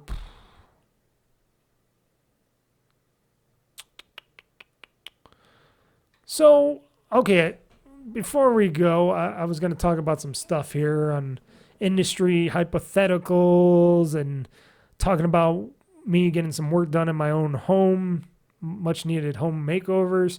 So, industry hypotheticals at first. How's the industry going? It's still going slow. Still problems going on. I don't know what the fuck Microsoft is doing behind the scenes. Sony seems to be asleep at the wheel because apparently they still want to announce and push out that PlayStation 5 Pro that I keep hearing about. I don't know if that's going to continue. Everybody seems like they're talking behind the scenes about doing gaming handhelds. Like Sony's talking about... Sony's been talking about doing a new gaming handheld for a little while now. I don't know why they would be considering anything in the gaming handheld sphere when they can't even do a good console and support their console right now. And they tried to do their second headset for their VR headset, and they failed on that hardware as well. They gave up on it and they didn't support it well. And it's like, would we trust Sony with another gaming handheld? Would we trust them with like a PlayStation portable whatever again? You know, they did so good with the PSP line, and then that was supported so well, even though it had its issues and stuff with all the hacks and stuff like that. And then the PS Vita was a great device, but they hindered it a lot because they made you pay for everything, mostly the memory and stuff in it and stuff. The memory cards were so expensive and proprietary and stuff because they were so greedy with that stuff that eventually failed because nobody else wanted to support it and stuff. And I thought that was going to continue to be a great thing. And I love my Vita. I still have my Vita. It's upstairs. I got to charge that sucker, mind you. I got to keep the battery working in that sucker. But yeah, I have the Vita still. I have some games for it, and that's a great little old school handheld, but they didn't really support it. And then, you know, Sony, when they don't really want to support stuff or they don't have enough companies or people to support it, why are you putting out a device that is not going to work out well for you if you're not going to support that device? Unless if you're going to allow it to play PlayStation back catalog games or PS3 or 4 games or something on it. You know? At least on the Microsoft side, when you hear rumors about their gaming handheld, they're talking about, you're hearing stuff about, oh, they want to make it like the ROG Ally a bit, but they want to just utilize it with the Xbox software, and they want you to be able to play all your games and your back compatibility games and stuff on it. At least in theory. I don't know if they would allow you to put your own memory stick in there. If I was able to put a 8 terabyte M.2 drive in there in that handheld, sure, of course. It'd be expensive, but shit, I would put a M.2 8 terabyte hard drive in that. And you don't even know if they'll allow you to play PC games on that as well or not, or if it's just Xbox games. Is it just going to be dedicated for Xbox games? Who knows? Because we don't know. And is this handheld from Microsoft going to be, and excuse me, I'm getting itchy. My nose is getting itchy. It's itchy time for my nose, and I can't stop it. But going forward, is Microsoft going to continue their traditional console route, or are they going to, what I've been predicting for a little while now, or for a bit now, I've been predicting they're looking at the Nintendo Switch over at Nintendo. They're looking at the ROG Ally.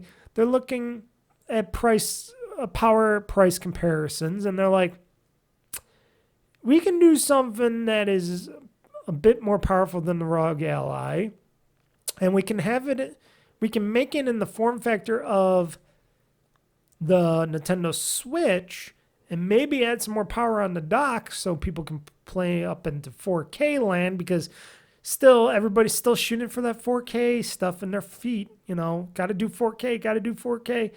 You don't have to. You could do 1080p. Games will look great in 1080p, but everybody was like 4K.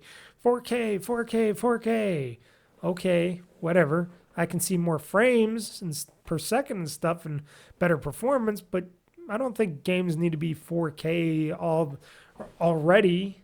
I don't think it matters. But, you know, that's this gamer's edition. But I'm wondering if Microsoft's looking at the Nintendo Switch and the ROG Ally and going, put them together, a little bit more power in the dock, if they dock it, and maybe the next Xbox could be a console portable hybrid like the Switch, but have the power of the ROG Ally or a little bit more than the ROG Ally in it.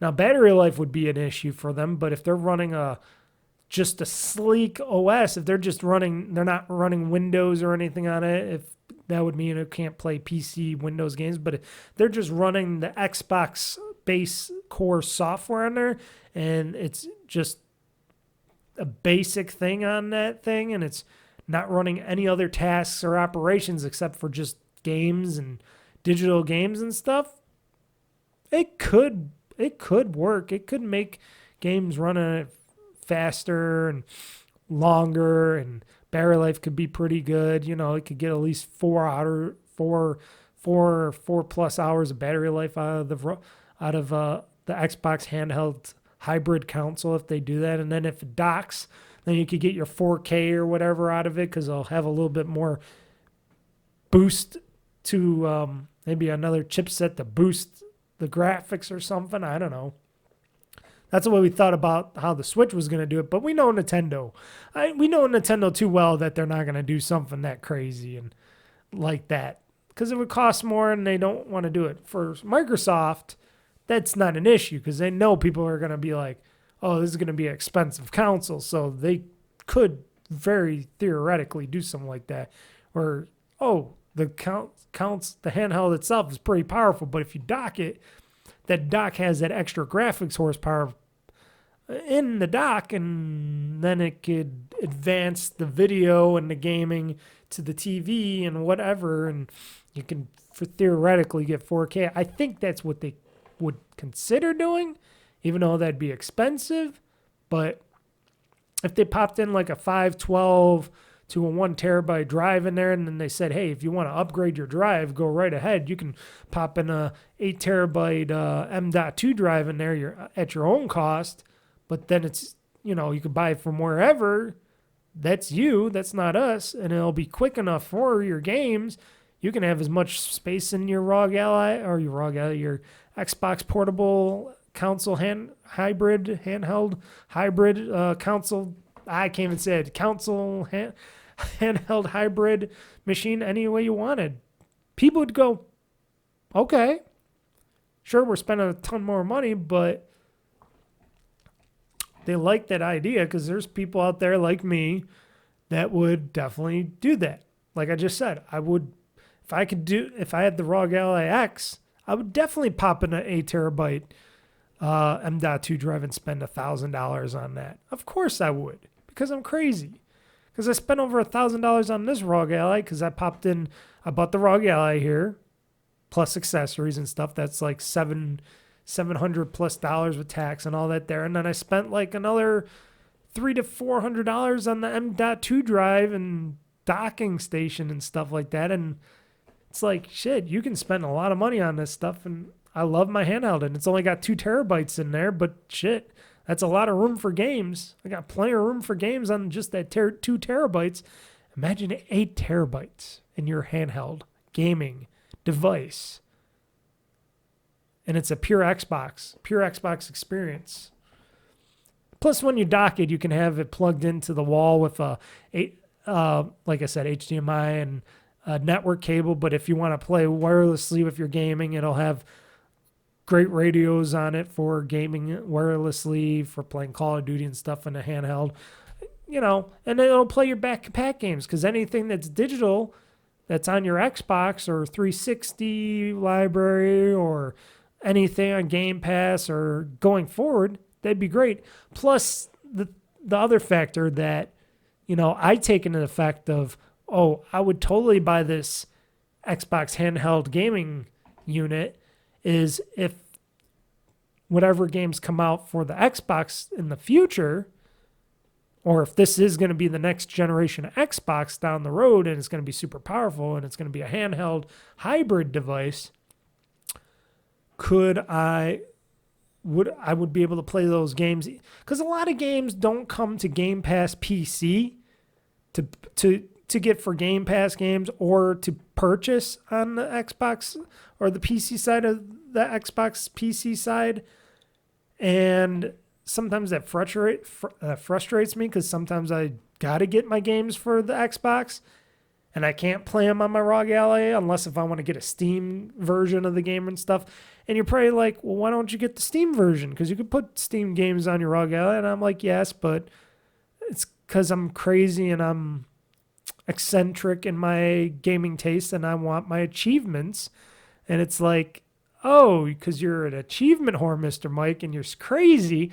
Because I'm crazy is the reason why I want to be able to play as many games via my ROG Ally or PC, because then I could play on my PC, I could play on my ROG Ally, and I want those devices supported. But a lot of people don't support that, because a lot of people like to sell their PC games on other stores like Steam and Epic Store, or if you're like Ubisoft, they like to put most of their games on the Ubisoft PC store, and they don't put them on the Xbox PC store. And it's like, if you put your game on the Xbox PC store, I will buy it, Ubisoft.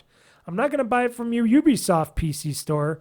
I'm going to buy it on the Xbox PC store. And if you offer it to me, I will buy it. And then you'll make money off of it. Sure, you got to pay Microsoft 30% on that, I think. Or if it's cheaper. I think they said it was cheaper if publishers published games on the PC store of the Xbox PC store. I thought I heard that it was cheaper to publish on there. So why don't they do that? I don't know. Because they're still losing a cut, but then they lose a cut on the Xbox console side, the 30% on that, when they publish games through the Xbox side. So it doesn't make sense to me. And it doesn't make sense that they just don't put the game out on every platform. It doesn't matter if it's Steam, their own stores, and then the Xbox PC store and regular store in general, because then they can just get money from any of them. I know they make certain weird deals out there that sometimes they only put on certain PC storefronts and stuff, but that should change. They got to change. It's like Square Enix when they're publishing all their Final Fantasy games only through PlayStation. Sure, they're getting a big chunk of change from Sony, but that chunk of change is getting smaller and smaller every time, and they're even stating that they're not making as much money as they used to with exclusivities. And even they're thinking, we might have to start putting these games out on other platforms, meaning Xbox, more PC platforms, stuff like that, so they can make up that money, because they're saying, oh, this is costing us a ton of money, even though we always complain about that, but we want more money. But with an official Xbox gaming handheld for the future, that can mean, oh, all these publishers are going to publish for this, even though they're publishing for like an Xbox or something. This will play them digitally because it's running just Xbox software, meaning I could get my achievements, I can play the game natively on this device, and that is something that going forward would be a beautiful thing for someone like me, because then I get to play all the games I want to play anyways, console or no console, and they're all on my handheld. And sure, I love playing on my ROG Ally and stuff, but like I said, if Microsoft does that initiative and I can put in my own hard drive in it and stuff, my own M.2 drive in there, which is all, this is all theoretical talk because we don't know what Microsoft's doing. Even if they do a handheld, we don't know what they're doing. But if that's the thinking and it's pure Xbox and all the games I mostly play is on Xbox anyways, compared to playing on my Switch and stuff, which is the separate thing, or if I play some emulated games or something. Otherwise, PC games I play on my PC and ROG Ally, if I can play them on my handheld device, all these games going forward, natively, that means the next Yakuza games. Well, the last Yakuza game was on Xbox for PC, so I was playing on the ROG Ally, so that was beautiful. And I was getting achievements and stuff. That was beautiful. Now, like I said, going forward, Ubisoft titles, EA titles. Not that I buy many EA games, but Ubisoft titles. Grand Theft Auto, Take-Two, their games. ROG Ally. Or not ROG Ally, Xbox Portable. That'd be beautiful. Could that be the future? I don't know. Only they know it, Redmond. I would like to know. I'd like to be in the know. I hope somebody listens to this podcast that works for Microsoft and the Xbox division, maybe Phil Spencer himself, because shit, Phil, that's what I want. I want an Xbox gaming portable device that's like the ROG Ally, where I could get all those games and more. You know, I could play all my Xbox games, all my digital Xbox games, whatever I have in my digital library, and whatever games comes out on Xbox in the future, you know, from other companies that don't usually come to Xbox for PC and stuff. And if I can play them on my ROG Ally, I keep saying ROG Ally, my Xbox Portable, that might even discredit my ROG Ally in the future, because it's like, why do I need a ROG Ally? I got a PC and I got my new Xbox, which is also a handheld console handheld hybrid, so I can plug it into a dock and just play as a console, take it off and play as a handheld. That saves me for spending an extra $1,000+ on the next version of the ROG Ally down the road. Not that I love my ROG Ally, but if I buy the next version of the ROG Ally because Microsoft ain't doing something, or if Microsoft is doing something, it's going to be like, well, do I really want to purchase this next generation of the ROG Ally, or do I want to purchase this cool Xbox portable handheld that can be that is a hybrid device between console and that's like the Switch? That would be a big game changer for console gaming. That'd be a new direction that Microsoft would be. Sure, they're copying Nintendo in a lot of ways, but they can make it really good. And they can make it really good by letting us play all our Xbox future and backwards titles on this device, because it's a pure Xbox device. And on top of it, you could pop in your own M.2 drive in the back of it, meaning you can get as much storage as you want on this thing without worrying about, oh, yeah, we don't we don't have enough, we want to put proprietary storage or cards in there. No, let me put an M.2 drive in there. Let me pop in an 8 terabyte M.2 drive in there. You got yourself a winner. You got yourself a guy right here that'll spend $600 to $800 on your new Xbox Portable Hybrid, plus another $800 on a 8 terabyte stick of M.2 drive memory, because I'm crazy like that and I like to waste money on technology like that. You got yourself a win-win there for me. It's a windy session.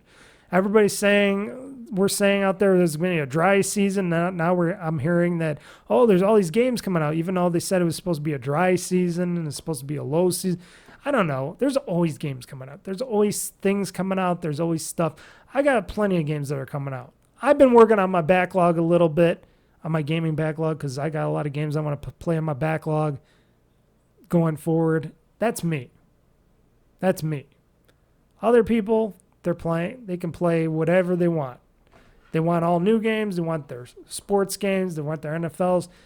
Me, I want those new games, but I still got all my games from my back catalog, so I'm good.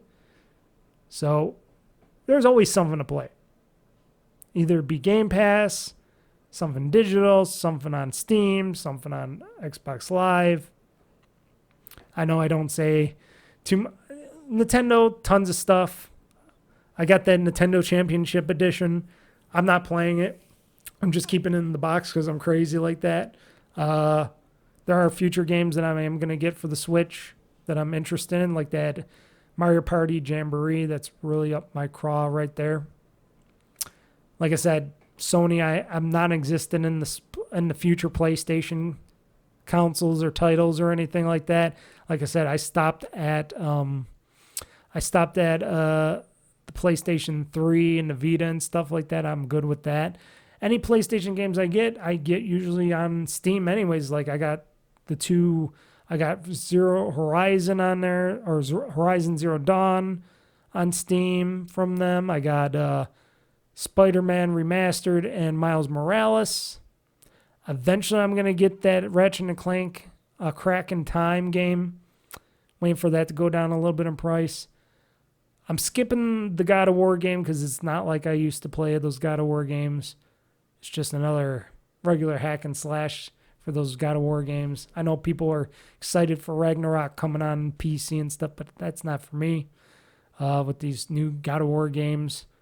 And nothing else really from Sony. They don't got no new Infamous games, no nothing else. It's been really a slog time for Sony fans out there. And I know they've been sending out their annoyances saying, no, PlayStation's still the best. It's way better than Xbox and Microsoft and all that. Because they're just hating. Haters will hate. And even though Microsoft isn't doing well in the console space or whatever, gaming, whatever, I don't know. It seems like a lot of biasness. Especially, like I said, overseas in Europe, they're very biased against Microsoft and Xbox.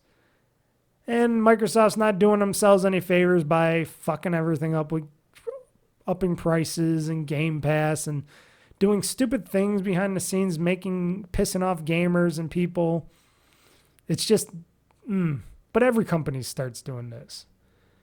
We're in the era now where companies aren't giving us what we want. Companies are giving us stuff that they want, and then they're charging you extra for it because they know you're going to buy it. Even though you're going to bitch about it, you're going to buy it no matter what, and there's nothing you can do about it because they got you over a barrel. So that's how companies are now. They're not all, ooh, look at us, come join us. No, now they're like, pay up, bitch, because daddy's got what you want and you know you need it. And the final talk before we leave, I was talking about my home stuff. So been doing some drywall or some dry concrete work in the basement because I had some leaks in the basement from all the powerful rains we had before.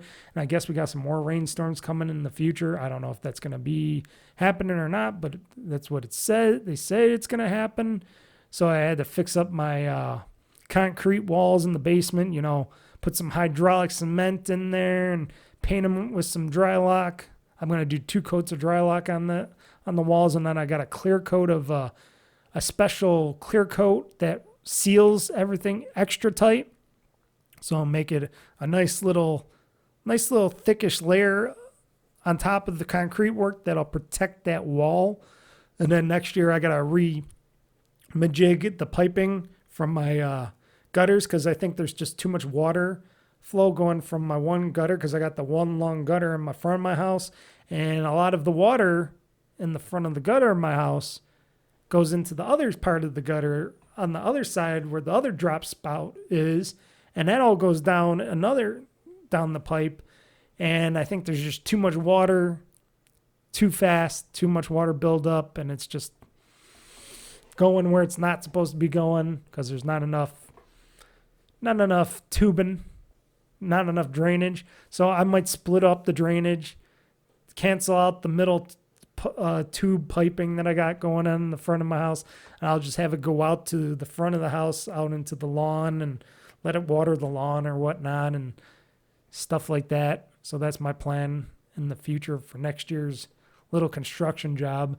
And then I had some wiring issues lately where in the kitchen area, which the kitchen area is attached, the electrical for the kitchen area is attached to the living room area where I have my entertainment center at and all that. So apparently my fridge is getting a little old, too old now. It's a 97 fridge, folks. I have a refrigerator from 1997 still.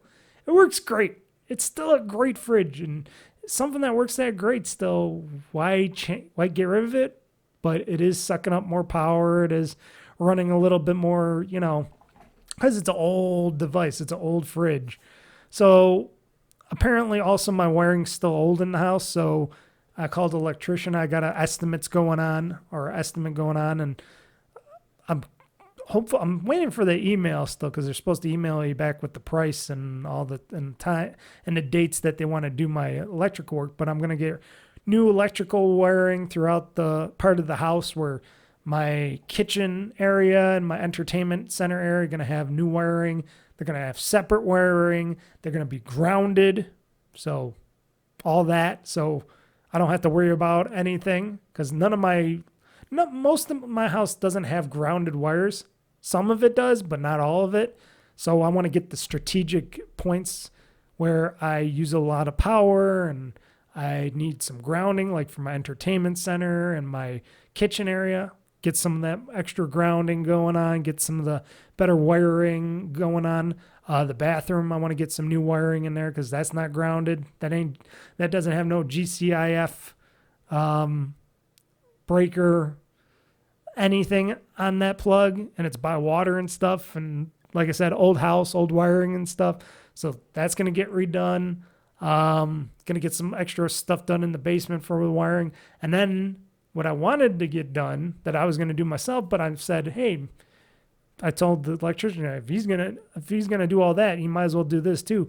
I said, hey, I want a front outside on my front deck porch. I want a 4-plug outlet in there. So if I get the 4-plug outlet in the front of my deck porch there, then I can plug in my stuff on the outside. I don't have to open up my window a little bit, put a cable through to the other side into my living room and plug it into that wall that's behind there to plug in my rug ally or something, which I do now when I have my extension cable. I can just plug it into the outlet outside. So eventually I'm going to get some electrical work done. The office is going to stay the same because I do have a plug here that is grounded. Eventually I want to put a plug into my closet here. I'll do that myself. I'll splice that in myself. I know how to do some electrical work myself, so I can do new plugs and stuff. But I said, why don't I let the guy do it if he's going to do all this extra wiring? It's just existing wiring I don't like to touch because that stuff is old, and I'll let them bust out some walls and let them plaster the walls. I don't feel like doing that anymore. I did enough plastering back in my day and enough busting out walls and fixing walls. I let them do it. Let them make the mess. Let them clean up the mess. Let them do all the hard work, and then I can reap the rewards. And then for stuff like the closet outlet, I can do it myself. So I can keep the plug inside the closet for my computer systems and stuff. But I do have it grounded with the one plug in the front. You can't see none of this stuff, but there's a plug in the front by my closet that is grounded. All the other plugs around me on the sides and the back of me, they're not grounded, but I don't care because I don't have heavy-duty electronics on them, like computers or TVs or anything. So, you know, all my gaming stuff is secure, my computer and all that. So that's what's been going on with my house. So it's going to be very expensive going forward with stuff. But he said this electrical work that I'm getting done is not going to be, according to the guy, he said it's not going to be as expensive as I think. He says it's going to be cheaper than I was thinking that I was predicting. So I'm like, okay, if it's going to be cheaper than I was thinking, because I was looking at the job, if I was going to do it myself, it was going to be super expensive. But, you know, I just need my stuff and my gaming electronics. I don't want my Xbox to go out when I'm trying to do a gaming session or something someday, but it seems to be working. The Xbox seems to be working. I have my refrigerator plugged in, now mind you, on a heavy duty extension cord that goes to the basement to my 20 amp outlet in the basement to keep it running, because my refrigerator was out too. Everything else seems to be working well in the kitchen. I just wanted to get the old refrigerator off. Plus, I'm looking at new refrigerators too, because I'm like, well, eventually I wanted to get a new refrigerator, but it's not the money, it's the size of the refrigerator, because all my doorways and all my passageways to my kitchen, because it's a smallish house, but it's also an old house, so everything's built in closer, meaning doorways, stuff like that. I can't get a nice big fridge in there. I got to get something that'll fit through the doorways or the back window and go through there. So I'm trying to find something that has also an ice maker in it instead of just a regular refrigerator. But it's kind of tough for me because I don't want to bust out any walls or anything. So it's a lot of cost, a lot of planning, a lot of stuff going on here, but it's not affecting any of my gaming or anything except for the dry locking in the basement and stuff, which after this podcast I'll be doing maybe a little bit more of. I wanted to finish up the rest of that one can of dry lock.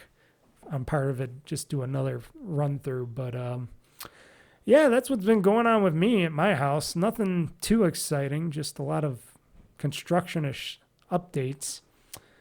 But thank you for joining me. This is a gaming podcast. I just wanted to talk some extra stuff at the end and drive up the time frame here. Sorry about the beginning of the podcast when I was talking like a stupid head. Oh, and my camera's going crazy again. Go figure. Even with decent lighting, my camera, that's another thing I still might have to look at. There's something with this camera here that's not working right with the lighting. And I seen another camera on Amazon that I think it was I don't think it was the Elgato. It was something else. And it seemed like a decent camera, and it works with any type of lighting in there in the room, and it's supposed to be a 60 frame per second camera, I think.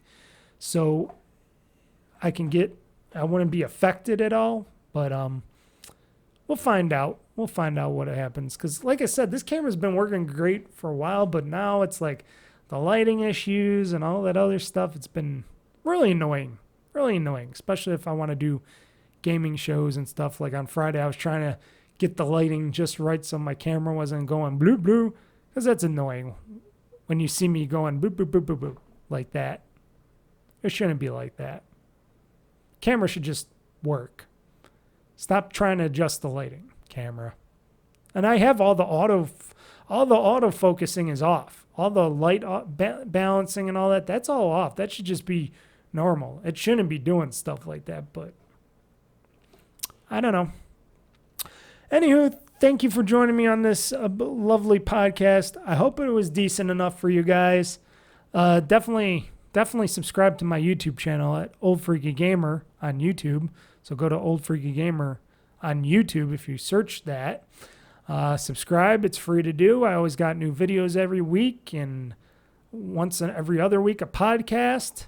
I got live streams that I do via YouTube Live and Twitch.tv. Just go type in Old Freaky Gamer. Or you can go to OldFreakyGamer.com, which is my website where I have my videos posted on there. I got the podcast posted on there for the audio version, audio video version of the podcast. You can subscribe to the podcast on any podcast app, feed, whatever you want. What else? I got the schedule on my website, OldFreakyGamer.com. I got a new background thing on the main page. I used to have the 1 year anniversary background. Now I made a new one, which I think looks pretty cool. Let's see if I can bring this up for you guys before I go. It's not something I usually do, but oh no, it's definitely not a podcast, Mike. I think I put it under website, right? Yeah, logo and art. It's really crazy. I just created this. It's one of my projects. Excuse me, this is going to blow up really big. Ah, there it goes.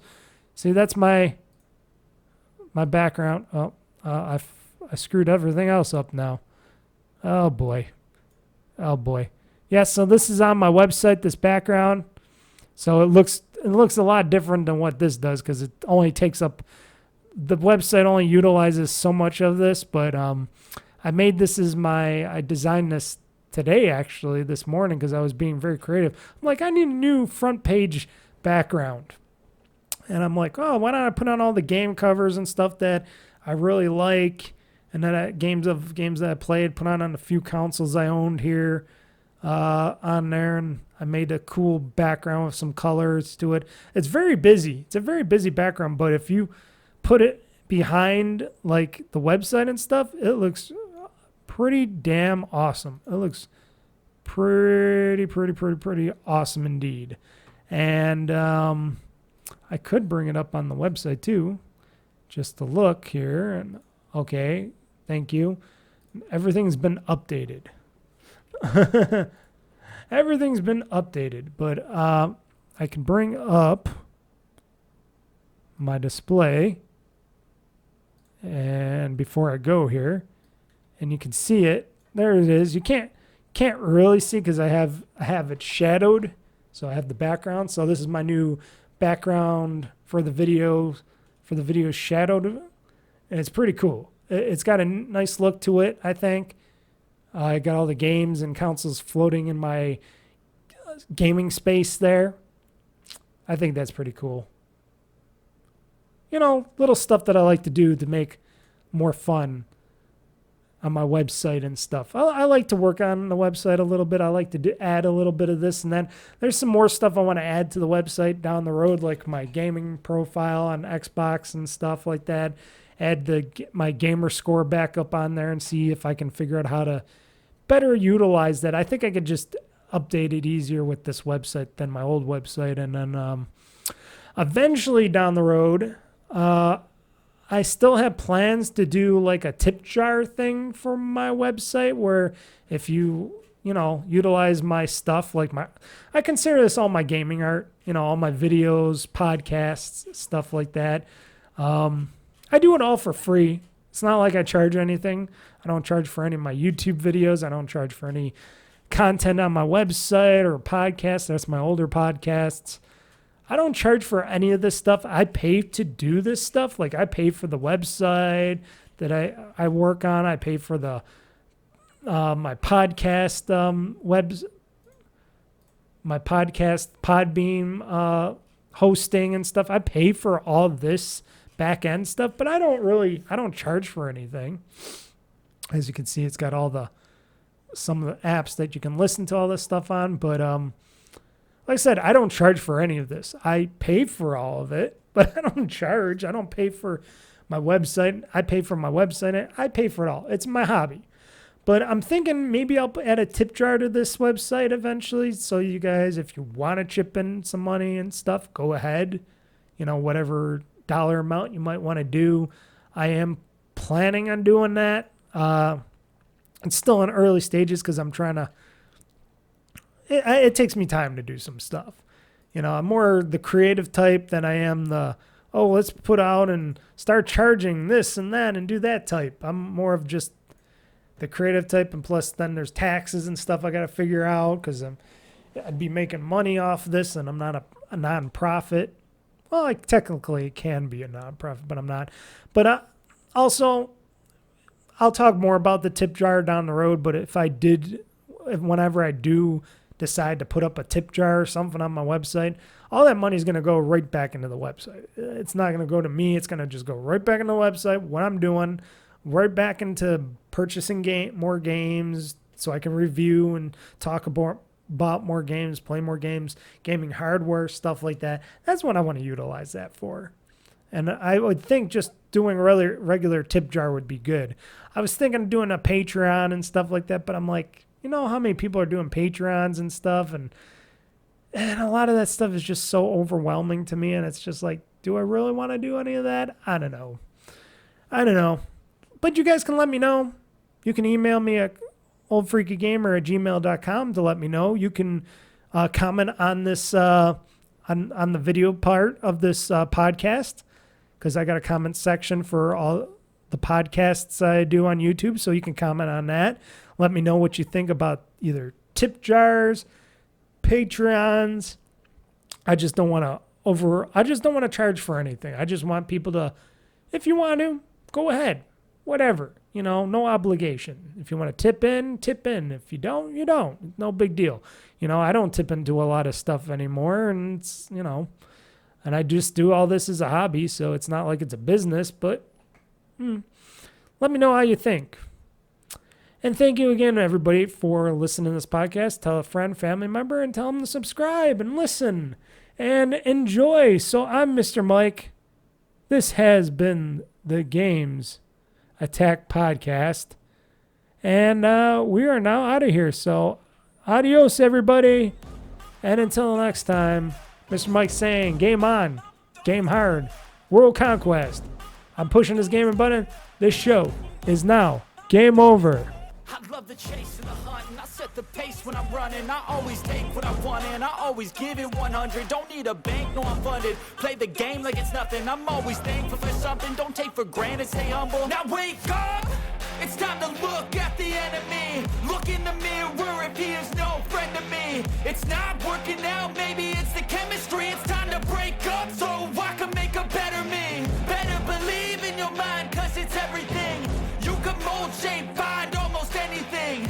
All it takes is some time and some clarity to find your identity. It's mind over everything.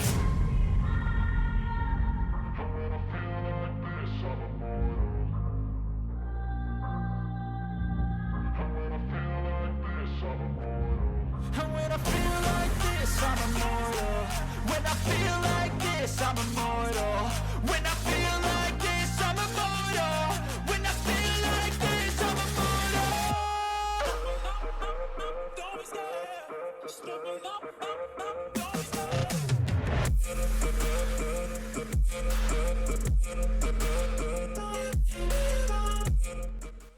That's a good game.